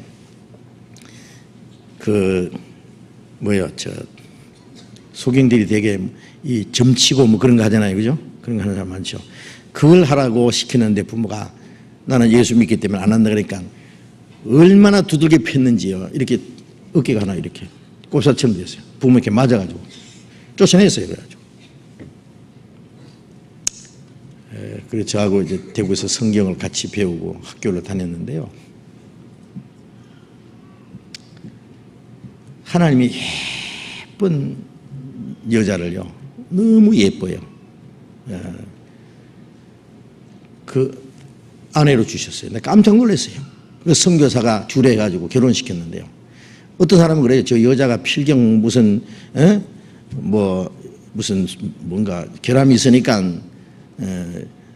키도 조만하고 눈도 못 보고 이런 반곱사등이 있고 이래가지고 내가 저 사람의 눈이 돼주겠다고 자진해가지고요.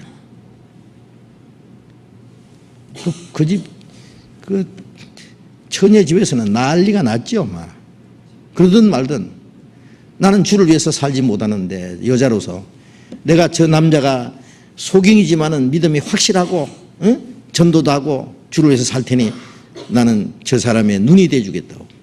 야, 대단하더라고. 잘생겼어요. 결혼해가지고 초원에 시골에 교회 가서 전도하는데 얼마나 고생하면서도 항상 기뻐요. 그냥 항상 손 딱 잡고 이 여자는 키도 훨씬 크고 예쁘게 생겼어요. 딱 팔짱 끼고요 다니는 거예요. 이 남자는 하나님께 잘 보이니까요. 하나님께 잘 보이니까 그런 사람을 짝지어 주시더라니까. 수지 맞아요. 네? 하나님께만 잘 보이면 수지 맞습니다. 진짜요. 네, 이 총각 처녀들요 시집 장가 잘 가려면 하나님께만 잘 보이라니까. 네? 하나님께 잘 안 보이면 국물도 없어. 죄송합니다.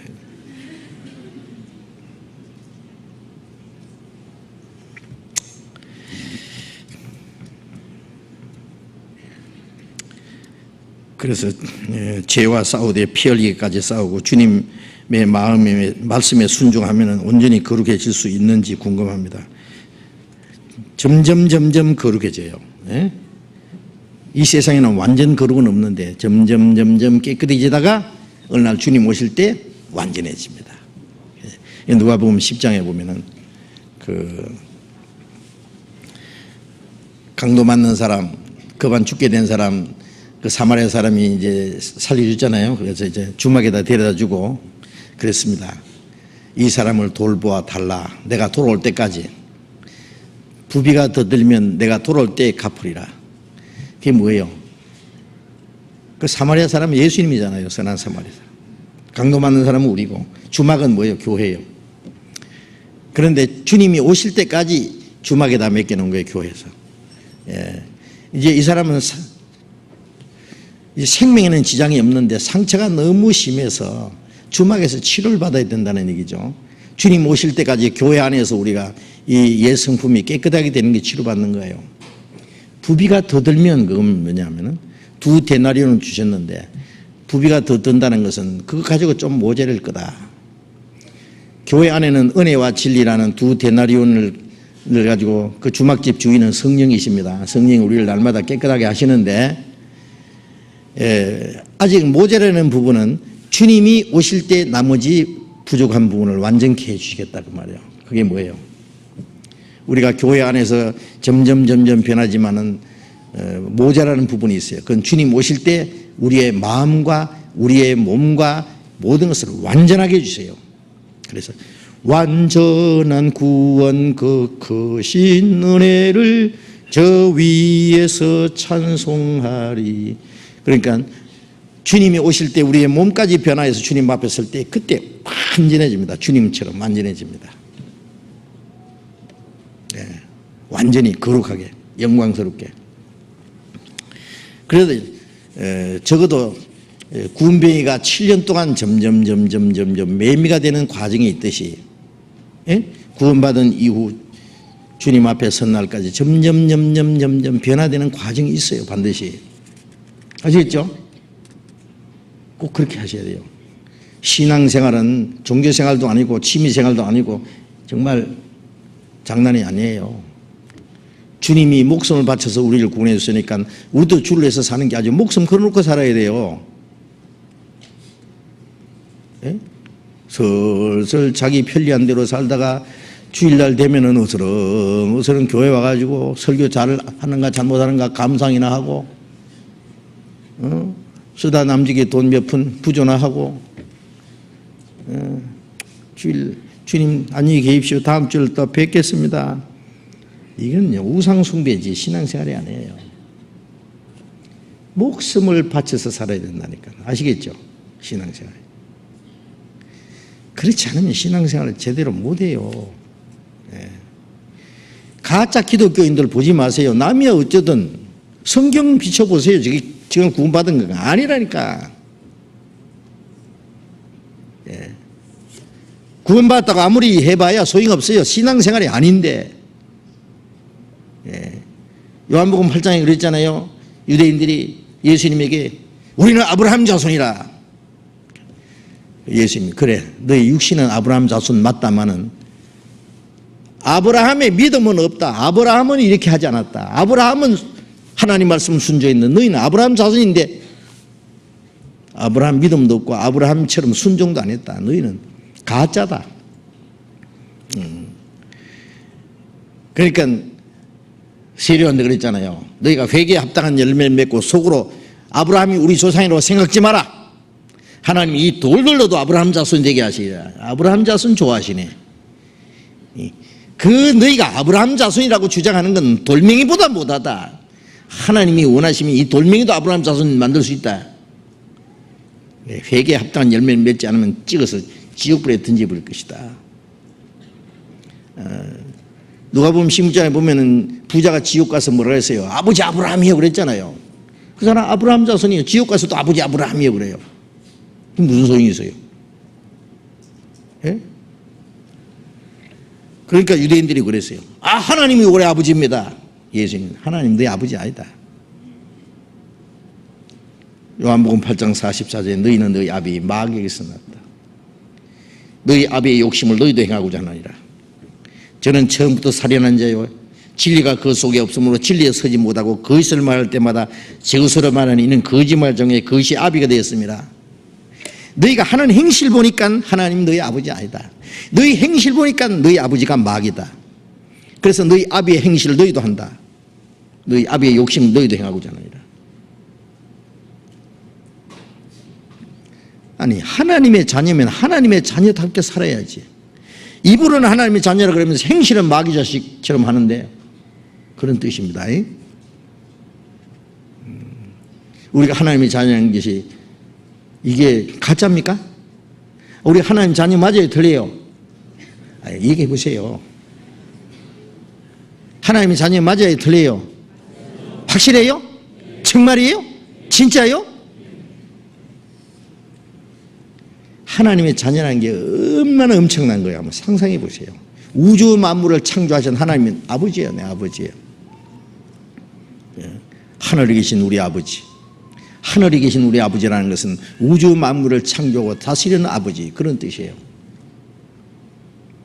그분이 나의 아버지예요. 하나님의 자녀가 되는 권세를 주었어요. 권세. 이게 얼마나 엄청 근데요. 이름이 아버지 이름이 거룩힘 받으시며 구원받은 사람은 우리를 구원하신 하나님 아버지의 이름을 거룩하게 하기 위해서 살아요. 입으로만 하나님 아버지 거룩히 긴 받으셔서 한다고 거룩히 긴 받으십니까? 에? 행동을 아무렇게나 살면서 아버지 이름을 거룩하게 하옵소서라는 말씀은 아버지 이름을 거룩하게 생활하라 그 뜻이에요. 생활 속에 이스라엘 백성들이 불순종하고 저주받음으로 너희를 말미암아 하나님의 이름이 모독을 받는다. 하나님 백성 꼴 좋다. 하나님 이름이 더러워졌다 그랬잖아요. 그럼 구원받은 사람들이 하나님 아버지라고 부르면서 우리가 잘못하면은 하나님 아버지 이름을 더럽히는데 그건 어쩔래요?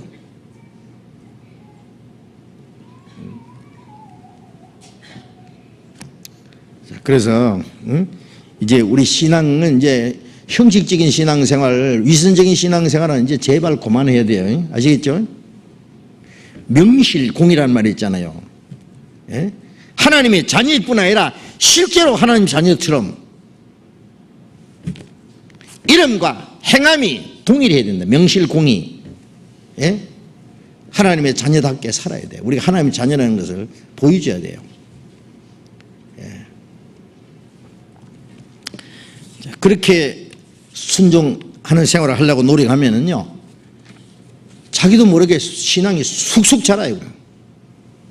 나중에는요, 이 세상 사람 보면요, 야, 나도 저 속에서 살았는가. 예. 그 사람들과 완전히 구별되어 있거든요. 이제 구별돼요. 예. 몸은 땅에 있지만 마음은 벌써 하늘나라 가 있어요. 그렇게 살아야 됩니다. 답변이 됐을 거예요. 그러니까 천국은 가는데 이 세상에 사는 동안도 하나님을 보다가 이 세상에 사는 동안에 신령한 눈으로 하나님을 볼 수 있는 사람이 장차 하나님을 영원히 뵙게 될 거예요. 그렇겠죠?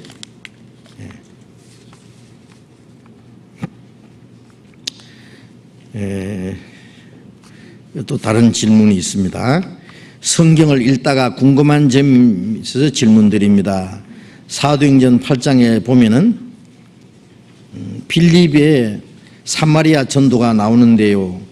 12절에 보면은 빌립의 전도로 주님을 많은 사람들이 영접하고 세례를 받는다고 나와 있습니다.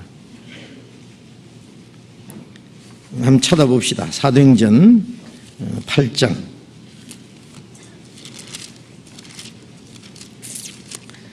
사도행전 8장 12절 봅니다.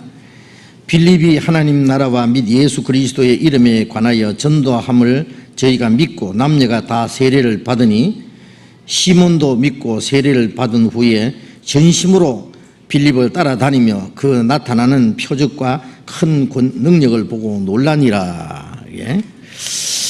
14절과 15절에 보면은 또 14절과 15절 예루살렘에 있는 사도들이 사마리아도 하나님의 말씀을 받았다함을 듣고 베드로와 요한을 보내매 그들이 내려가서 저희를 위하여 성령 받기를 기도하니 이는 아직 한 사람에게도 성령 내리신 일이 없고 오직 주 예수의 이름으로 세례만 받을 뿐이라. 이에 두 사도가 저희에게 안수하며 성령을 받는지라. 자, 여기서 사마리아 전도 소식을 들은 예루살렘의 사도 중에 베드로와 요한이 방문해서 성령 받기를 기도하여서 성령을 받았다고 되어 있고 16절에는 그때까지 말씀 듣고 세례만 받았지 성령 받은 일이 없었다고 기록되어 있습니다. 우리는 말씀 듣고 깨닫게 되면은 바로 구원을 얻고 성령님께서 저희에게 들려오는 것을 들어오는 것이라 그렇게 말한 것입니다. 성령께서 저희에게 들어오는 것을 알고 믿고 있는데 이때 사마리아인들은 베드로와 요한의 기도가 있을 때까지 구원을 받지 않은 상태라고 보는 것이 맞을까요? 자, 여기까지. 이제 이게 헷갈리는 그런 이제 대목입니다. 빌립이 여기 집사입니다. 12제자 중에 한 사람이 아니고 7 집사 중에 한 사람입니다. 빌립은 집사이면서도 전도자 역할을 했어요. 아주 전도를 잘했습니다.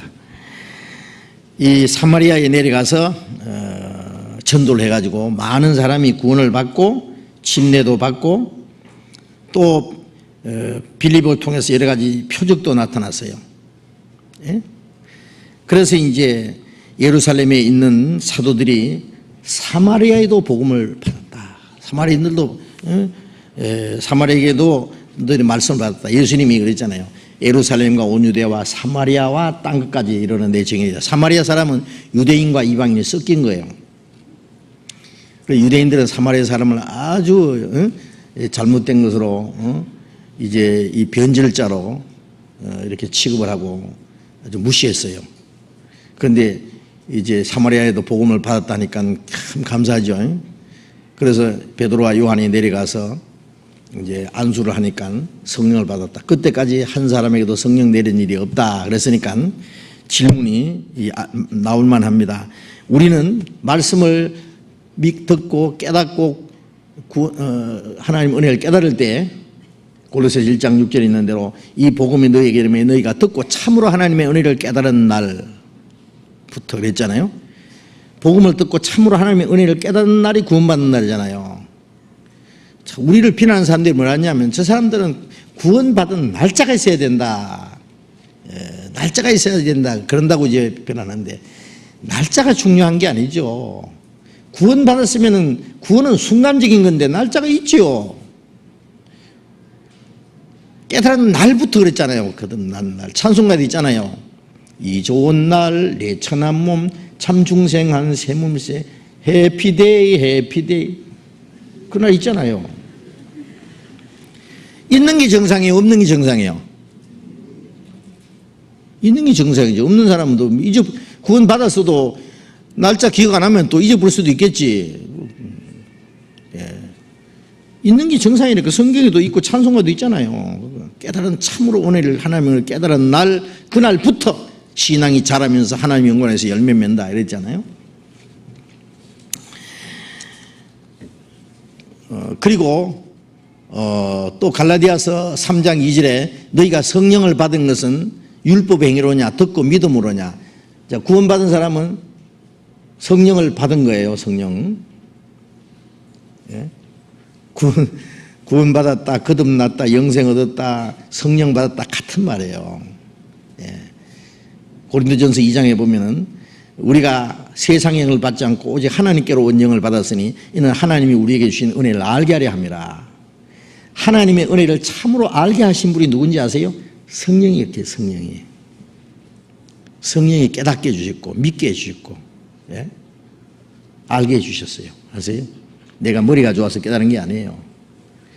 이 복음을 깨닫는 것은 머리로 깨닫는 게 아니에요. 마음으로 깨닫는 거예요. 그래서 주께서 루디아의 마음을 열어서 바울의 말을 청종하게 하신지라. 사도행전 16장에 깨닫게 해주시는 분 성령이세요. 그래서 구원받을 때 성령이 오셨죠. 너희가 성령을 받은 것은 듣고 믿음으로다. 듣고 믿을 때 성령이 오셨어요. 그래서 그 고넬료의 집에 가서 복음을 전할 때에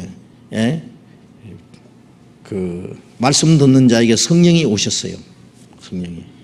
그건 안수도 안 했는데 성령이 임했어요. 그 성령은 우리의 영혼 속에 오신 성령입니다. 영혼 속에 오신 성령은 안수에서 받는 게 아니에요. 말씀 듣고 깨달을 때 오셨어요. 아시겠죠?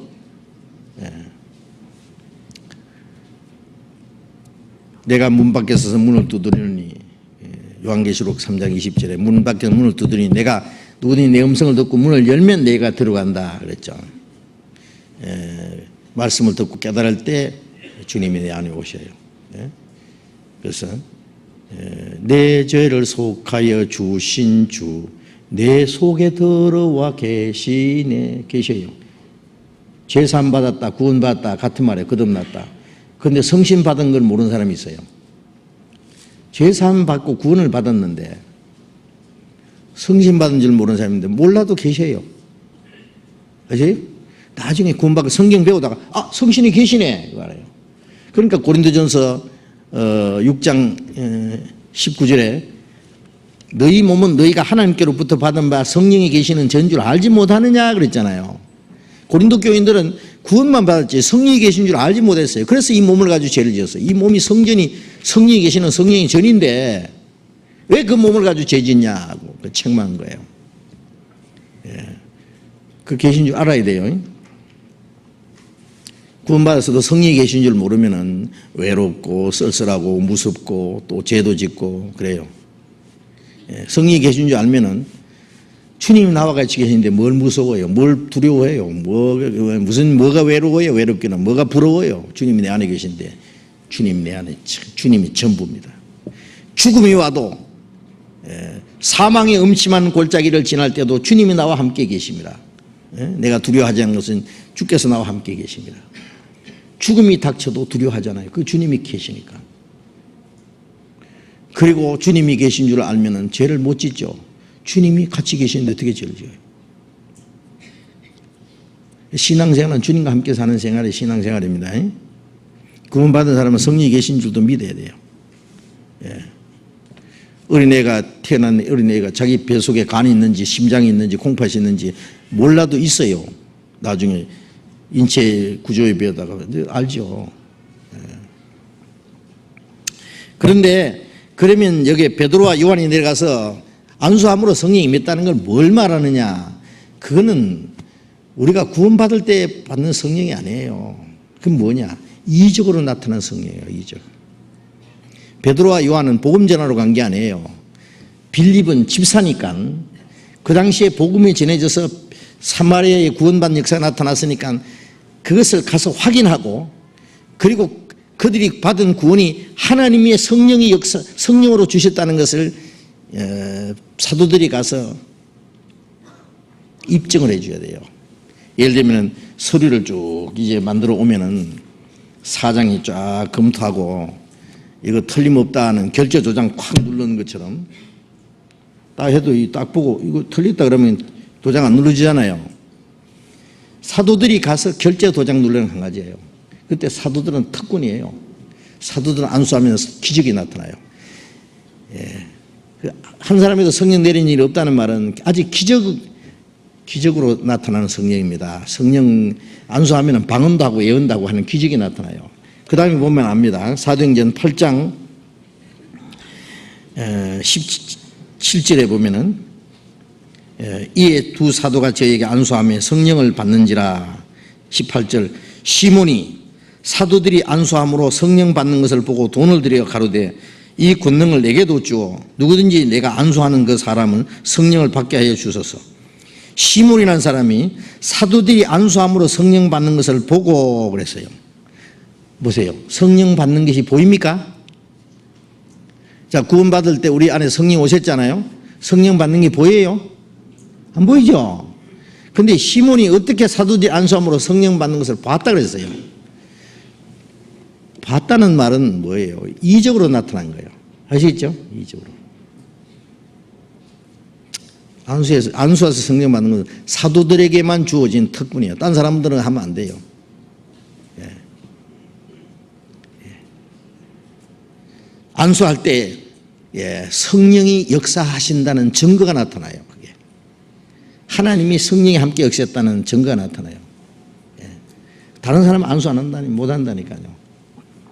안수함으로 성령 받는 그런 그 일을 병 고친다든지 뭐 이렇게 다른 목적으로 하지만은 안수에서 성령의 역사가 나타나는 것은 사도에게만 주님 맡긴 거예요.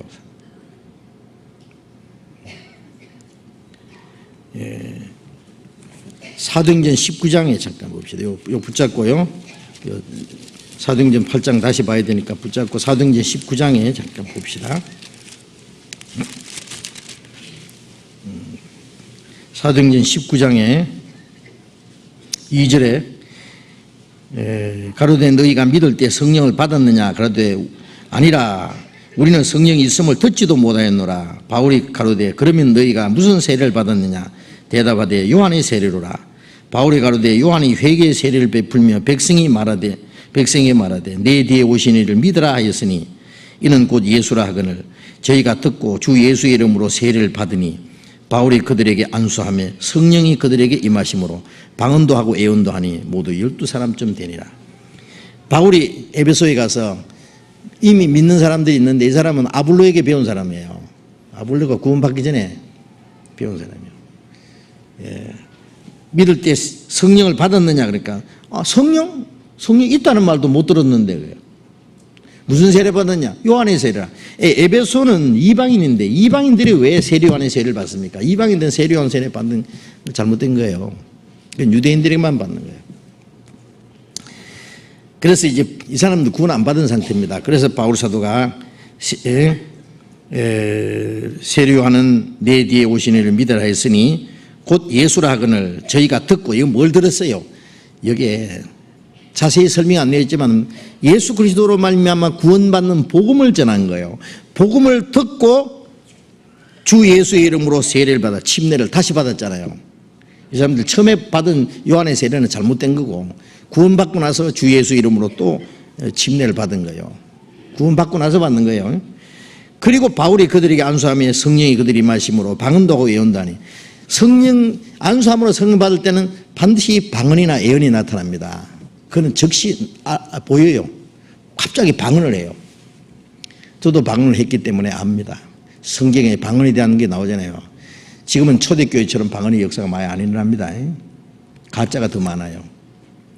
저도 방언을 하려고 하진 않는데 기도하다가 갑자기 방언이 나온 일이 있는데요. 그거는 아주 작은 이적입니다. 방언도 하고 예언도 하니. 방언은 자기도 모르는 말이 막 나와요. 예언도 갑자기 막 얘기를 해요. 성경 얘기를 하고 또 책망도 하고 무슨 얘기도 하고. 초대교회는 그런 일들이 있었어요. 지금은 이제 그때는 성경 신약이 아직 기록 안 됐을 때입니다. 사도들 아직은 신약이. 그런 것이 필요했어요. 자, 어쨌든 이 안수함으로 받는 것은 이적으로 나타나는 성령 기사라는 거 이해되시죠? 예? 그러면 돼요. 이거 자꾸 묻는다니까 이거. 듣고도 좀 있으면 또 잊어버려. 예. 그래서 이거는 안수함으로 성령 받는 것은 우리가 구원받을 때 말씀을 듣고 깨달을 때 성령 받은 거하고는 달라요. 이적으로 나타난 겁니다. 자, 그리고 또 하나 두 번째는 9절에 사도행전 8장 9절에 소개되는 마술사 시몬이 이미 13절에 믿고 세례를 받았으며 18절에는 성령 받는 것을 돈으로 사려다가 20절에 베드로의 저주를 받은 장면이 나오는데요. 20절에 봅시다. 20절 사도행전 8장 20절에 베드로가 가로되 네가 하나님의 선물을 돈 주고 살 줄 생각했으니 네 은과 네가 함께 망할지어다. 하나님 앞에서 네 마음이 바르지 못하니 이 도에는 네가 관계도 없고 분깃될 것도 없느니라. 이 시몬이 말이죠. 사도들에게 뭐 돈 얼마나 가져왔는지 돈밭다리를 가져와서 그 은혜를 내게도 주어서 나도 다른 사람에게 안수하거든 성령을 받게 해 주소서 그랬죠. 예. 그 베드로가 네가 하나님의 선물을 돈 주고 살 줄 생각했으니 네 은과 네가 함께 망할지어다. 네 마음이 하나님 앞에 바르지 못하니 너는 이 도에 관계도 없고 분깃될 것도 없다. 이런 말씀인데 이 돈으로 사려다가 성령 받는 역사를 돈 주고 사려다가 베드로의 저주를 받는 장면이 나오는데요. 24절에서는 시몬이 잘못을 구합니다. 이 사건은 현대 종교자들 또는 술객들의 기적을 일으키는 것을 바라는 악한 모습으로 비교해야 할까요? 아니면 시몬이 구원을 받았는데 과거에 잘못하던 습관대로 하다가 잘못을 깨닫고 돌이키는 모습으로 봐야 할까요? 첫째, 이 시몬은 미리 믿고 세례를 받고 전심으로 빌립을 따라다닌다 그랬잖아요. 이 빌립은, 이 시몬은 이 베드로가 그랬잖아요. 네 은과 네가 함께 망할지어다. 하나님 앞에 네 마음에 바르지 못하는 이 도에는 네가 관계도 없고 불깃될 것 없느니라. 구원 안 받은 상태, 잘못된 상태입니다. 틀림없이 이거는. 예. 일시적으로 잘못된 게 아니라 이 사람 믿음이 근본적으로 잘못된 거예요. 예. 열심히 따라다니면서 이런 그 영웅심 가지고 따라다니는 사람이 있어요. 영웅심 가지고. 예. 그 갈라디아서 2장 2절인가 그 말씀 있죠. 갈라디아서 2장 2절에 한번 봅시다. 갈라디아서.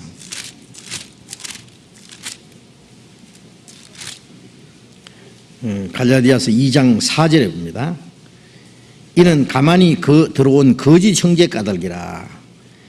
저희가 가만히 들어온 것은 그리스도 예수 안에서 우리의 가진 자유를 엿보고 우리를 종으로 삼고자 하되 우리가 일시라도 복종치 아니하였으니, 여기에 가만히 들어온 거짓 형제의 까닭이라.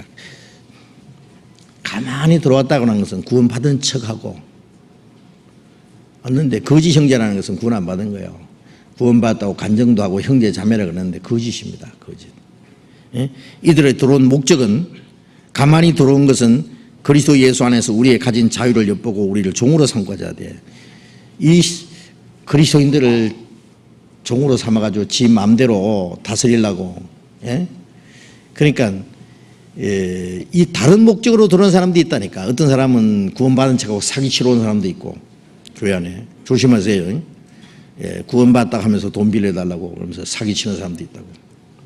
예, 사기당한 거 많아요. 정말. 예?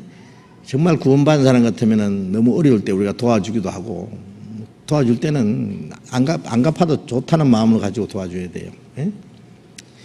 예, 그런데 그걸 구원받은 사람이 순진하잖아요. 자유라는 것은 구원받고 나면 너무 순진해가지고요, 그냥 단순하게 말해요. 그걸 이용해 먹는다고. 종으로서 자기 소욕을 이루기 위해서.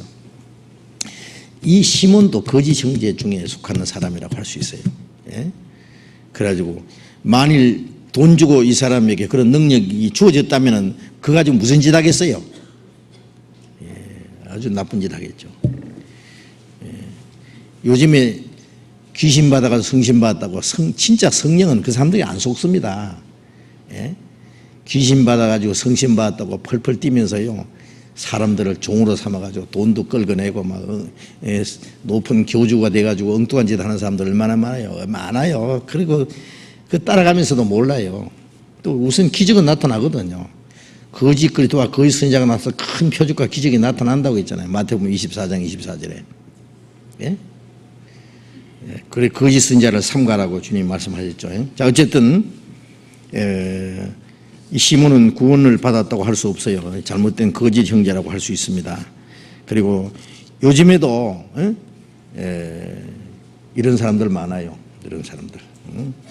그래서 만일 시몬이 돈 주고 그걸 샀으면은 기적을 행하면서 아마 돈 벌려고 할 거예요. 그렇죠? 나쁜 짓 할 거예요.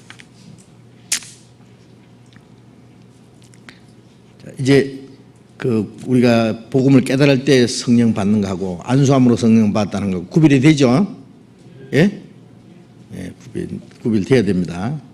요즘에 막 내가 안수하면 성령 받는다가 다 가짜예요. 100% 가짜예요. 예, 지금은 그런 거 없어요. 뭘 지가 안수해서 성령 받아 밖에 지. 지금 무슨 권능이 있다고. 지가 사도도 아니면서. 고린도전서 15장 31절 봅시다.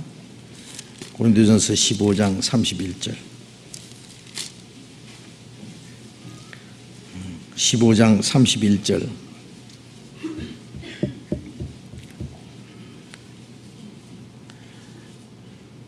형제들아, 내가 그리스도 예수 우리 주 안에서 가진 바 너희에게 대한 나의 자랑을 두고 단언하노니 나는 날마다 죽노라.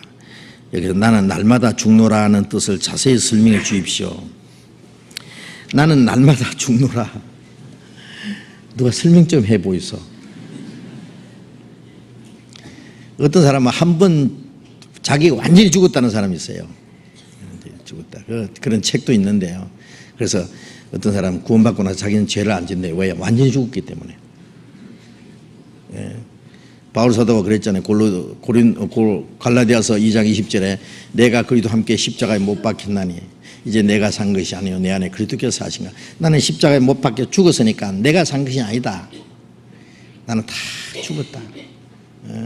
그래 죄 짓고 하자 하는 마음도 다 죽었다. 없다.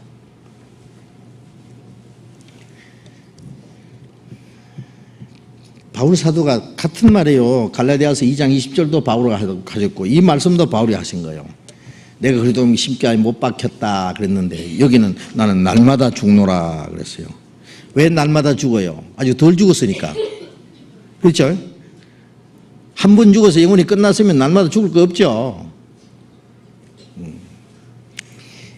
내가 그래도 함께 십자가에 못 박혀 죽었다는 말은 뭐예요? 그것은 예수님이 십자가에 죽으심으로 내 죄가 사해졌고 예수님이 십자가 죽으신 것은 죄만 사하기 위해 죽은 것이 아니라 내 옛성품을 죽이기 위해서 십자가 죽었어요.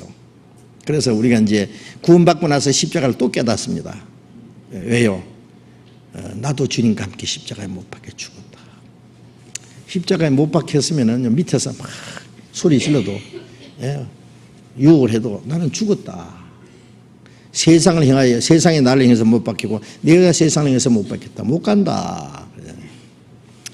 그 예수님과 함께 죽었다는 그 사실을 성령께서는 믿게 하심으로 죄를 못 짓게 하는 거예요. 너는 죽은 자다. 너는 죄를 향하여 죽은 자요 하나님 향해서는 산 자로 여길지어다. 로마서 6장에도 그런 말씀 있잖아요. 그는 원칙이에요. 원칙. 그리고 여기에 내가 날마다 죽나라는 것은 나는 옛 성품이 아직 남아있기 때문에 이것이 자꾸 불순종하려고 그래요. 이것이 자꾸 게으름 피우고 형제를 미워하려고 그러고 불순종하려고 그러고 이건 날마다 죽여야 돼요. 날마다라는 건 뭐예요? 누구든지 나를 따르는 자는 자기를 날마다 자기를 부인하고 자기 십자가를 지고 나를 좇을 것이니라. 그런 말씀 있잖아요. 날마다 자기를 부인하고 날마다 십자가를 지고 주님을 따라요. 자기를 부인한다는 건 뭐예요? 자기 욕망, 자기 계획, 자기 고집, 자기 의지, 자기 주장, 자기 이상 자기를 포기하는 거예요.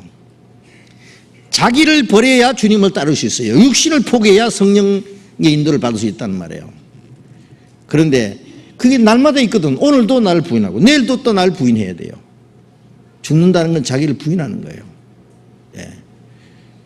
고린도전서 9장에는 내 육체를 쳐서 복종시킨다고 했잖아요. 육체를 쳐서.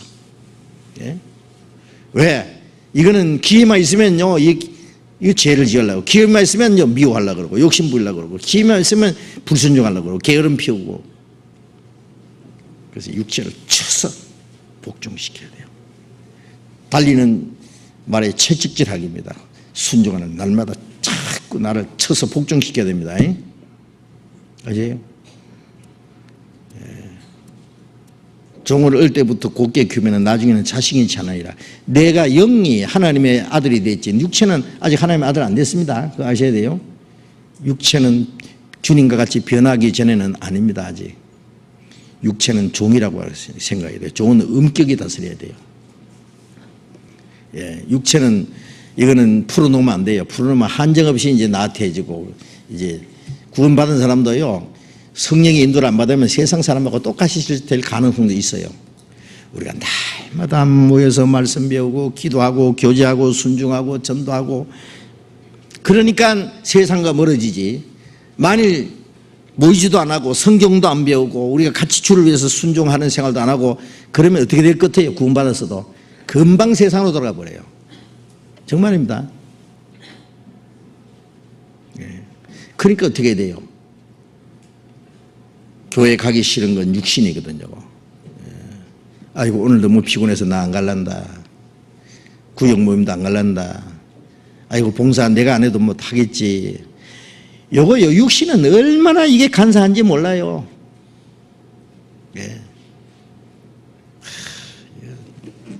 그래서 이거는요, 가기 싫으면 뻘떡 일어나야 돼요. 육신 너 죽어봐라.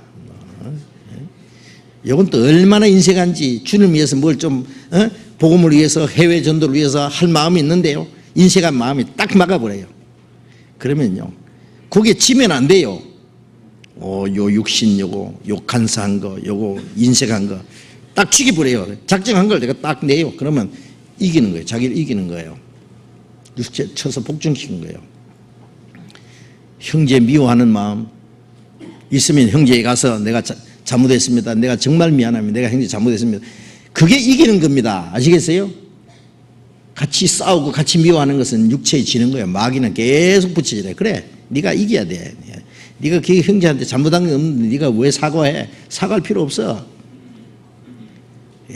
자꾸 교만한 마음, 미워하는 마음, 그걸 이겨야 된다니까. 그 날마다 쳐서 복종시켜야 돼요. 죽여야 돼요. 이거는 죽여야 돼요. 날마다 죽는다는 말은 그 말이에요. 아세요?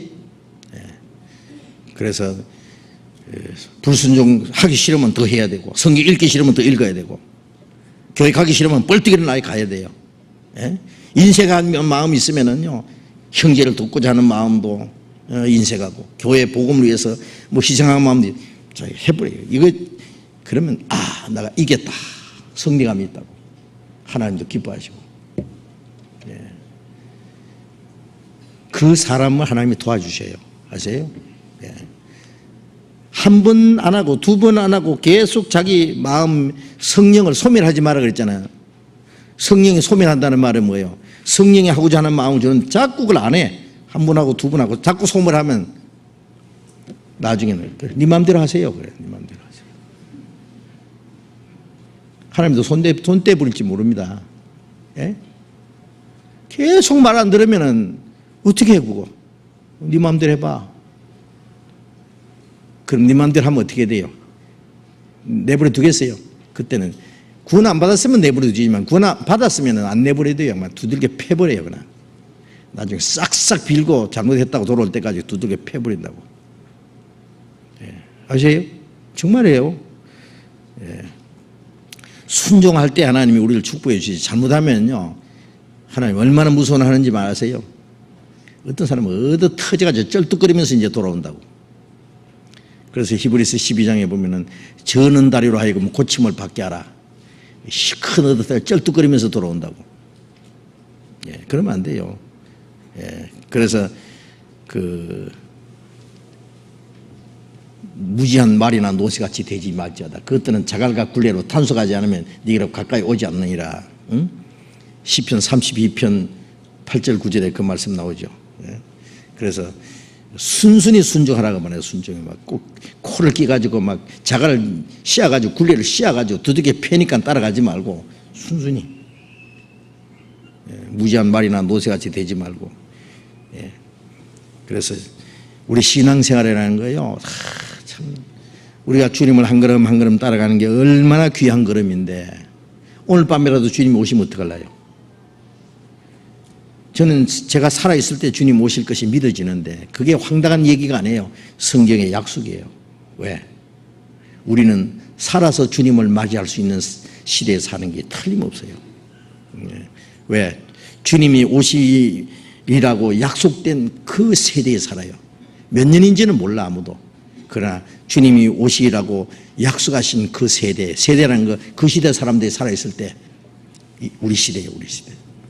우리 시대 같은 성경에 예언된 약속이 이루어지는 시대가 없었어요. 우리 시대입니다. 틀림없이. 그러니 이제 주님이 공중 재림하시기 전에 이루어질 징조는 다 벌써 끝났어요. 벌써. 오늘 오실지 내일 오실지 매일 기다려야 돼요. 매일.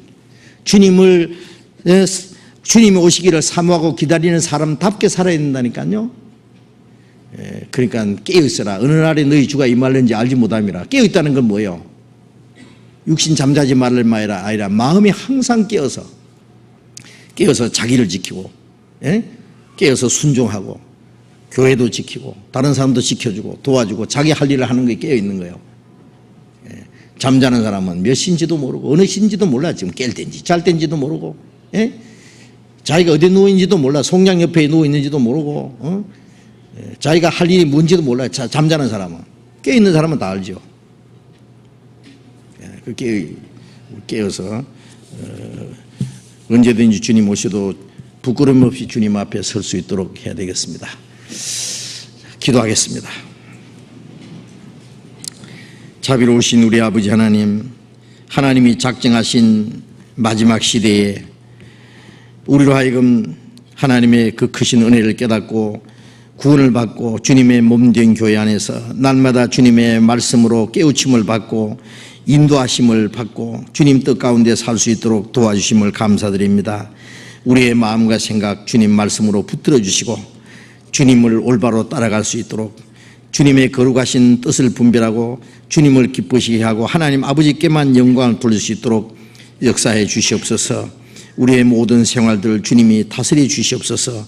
우리의 마음과 생활 속에 주님 보시기에 합당치 못한 숨은 죄, 부끄러운 일, 불순종하는 일들이 있는지 보시고 말씀으로 깨닫게 해주시고 우리의 남은 생에 다시는 어리석은 자가 되지 아니하고 주님의 뜻이 무엇인지 분별해서 주님의 뜻 가운데 살아갈 수 있도록 인도해 주시옵소서. 아직 구원받지 못한 우리의 가족들, 우리의 친척들, 이웃들 그들도 다 구원받을 수 있도록 주님이 인도해 주시옵소서. 이제 얼마 후에 가질 학예 수양회 때도 이번에도 많은 사람이 구원받을 수 있는 하나님의 역사가 나타나도록 이 일을 위해서 우리 주변에 있는 이웃들, 친척들을 전도할 수 있는 귀중한 기회가 되도록 도와주시옵소서. 주님 다시 오실 날이 너무나 가까운 이때에 이제 언제 주님이 오실지라도 주님 앞에 설 수 있도록 우리를 붙들어 주시고 인도해 주시옵소서. 우리의 모든 삶을 주님께서 온전히 주장해 주시기를 간절히 의지하오며 주 예수님 이름으로 기도드렸습니다. 아멘. 광고 말씀 없으세요? 예, 마치겠습니다. 조심히 돌아가시기 바랍니다.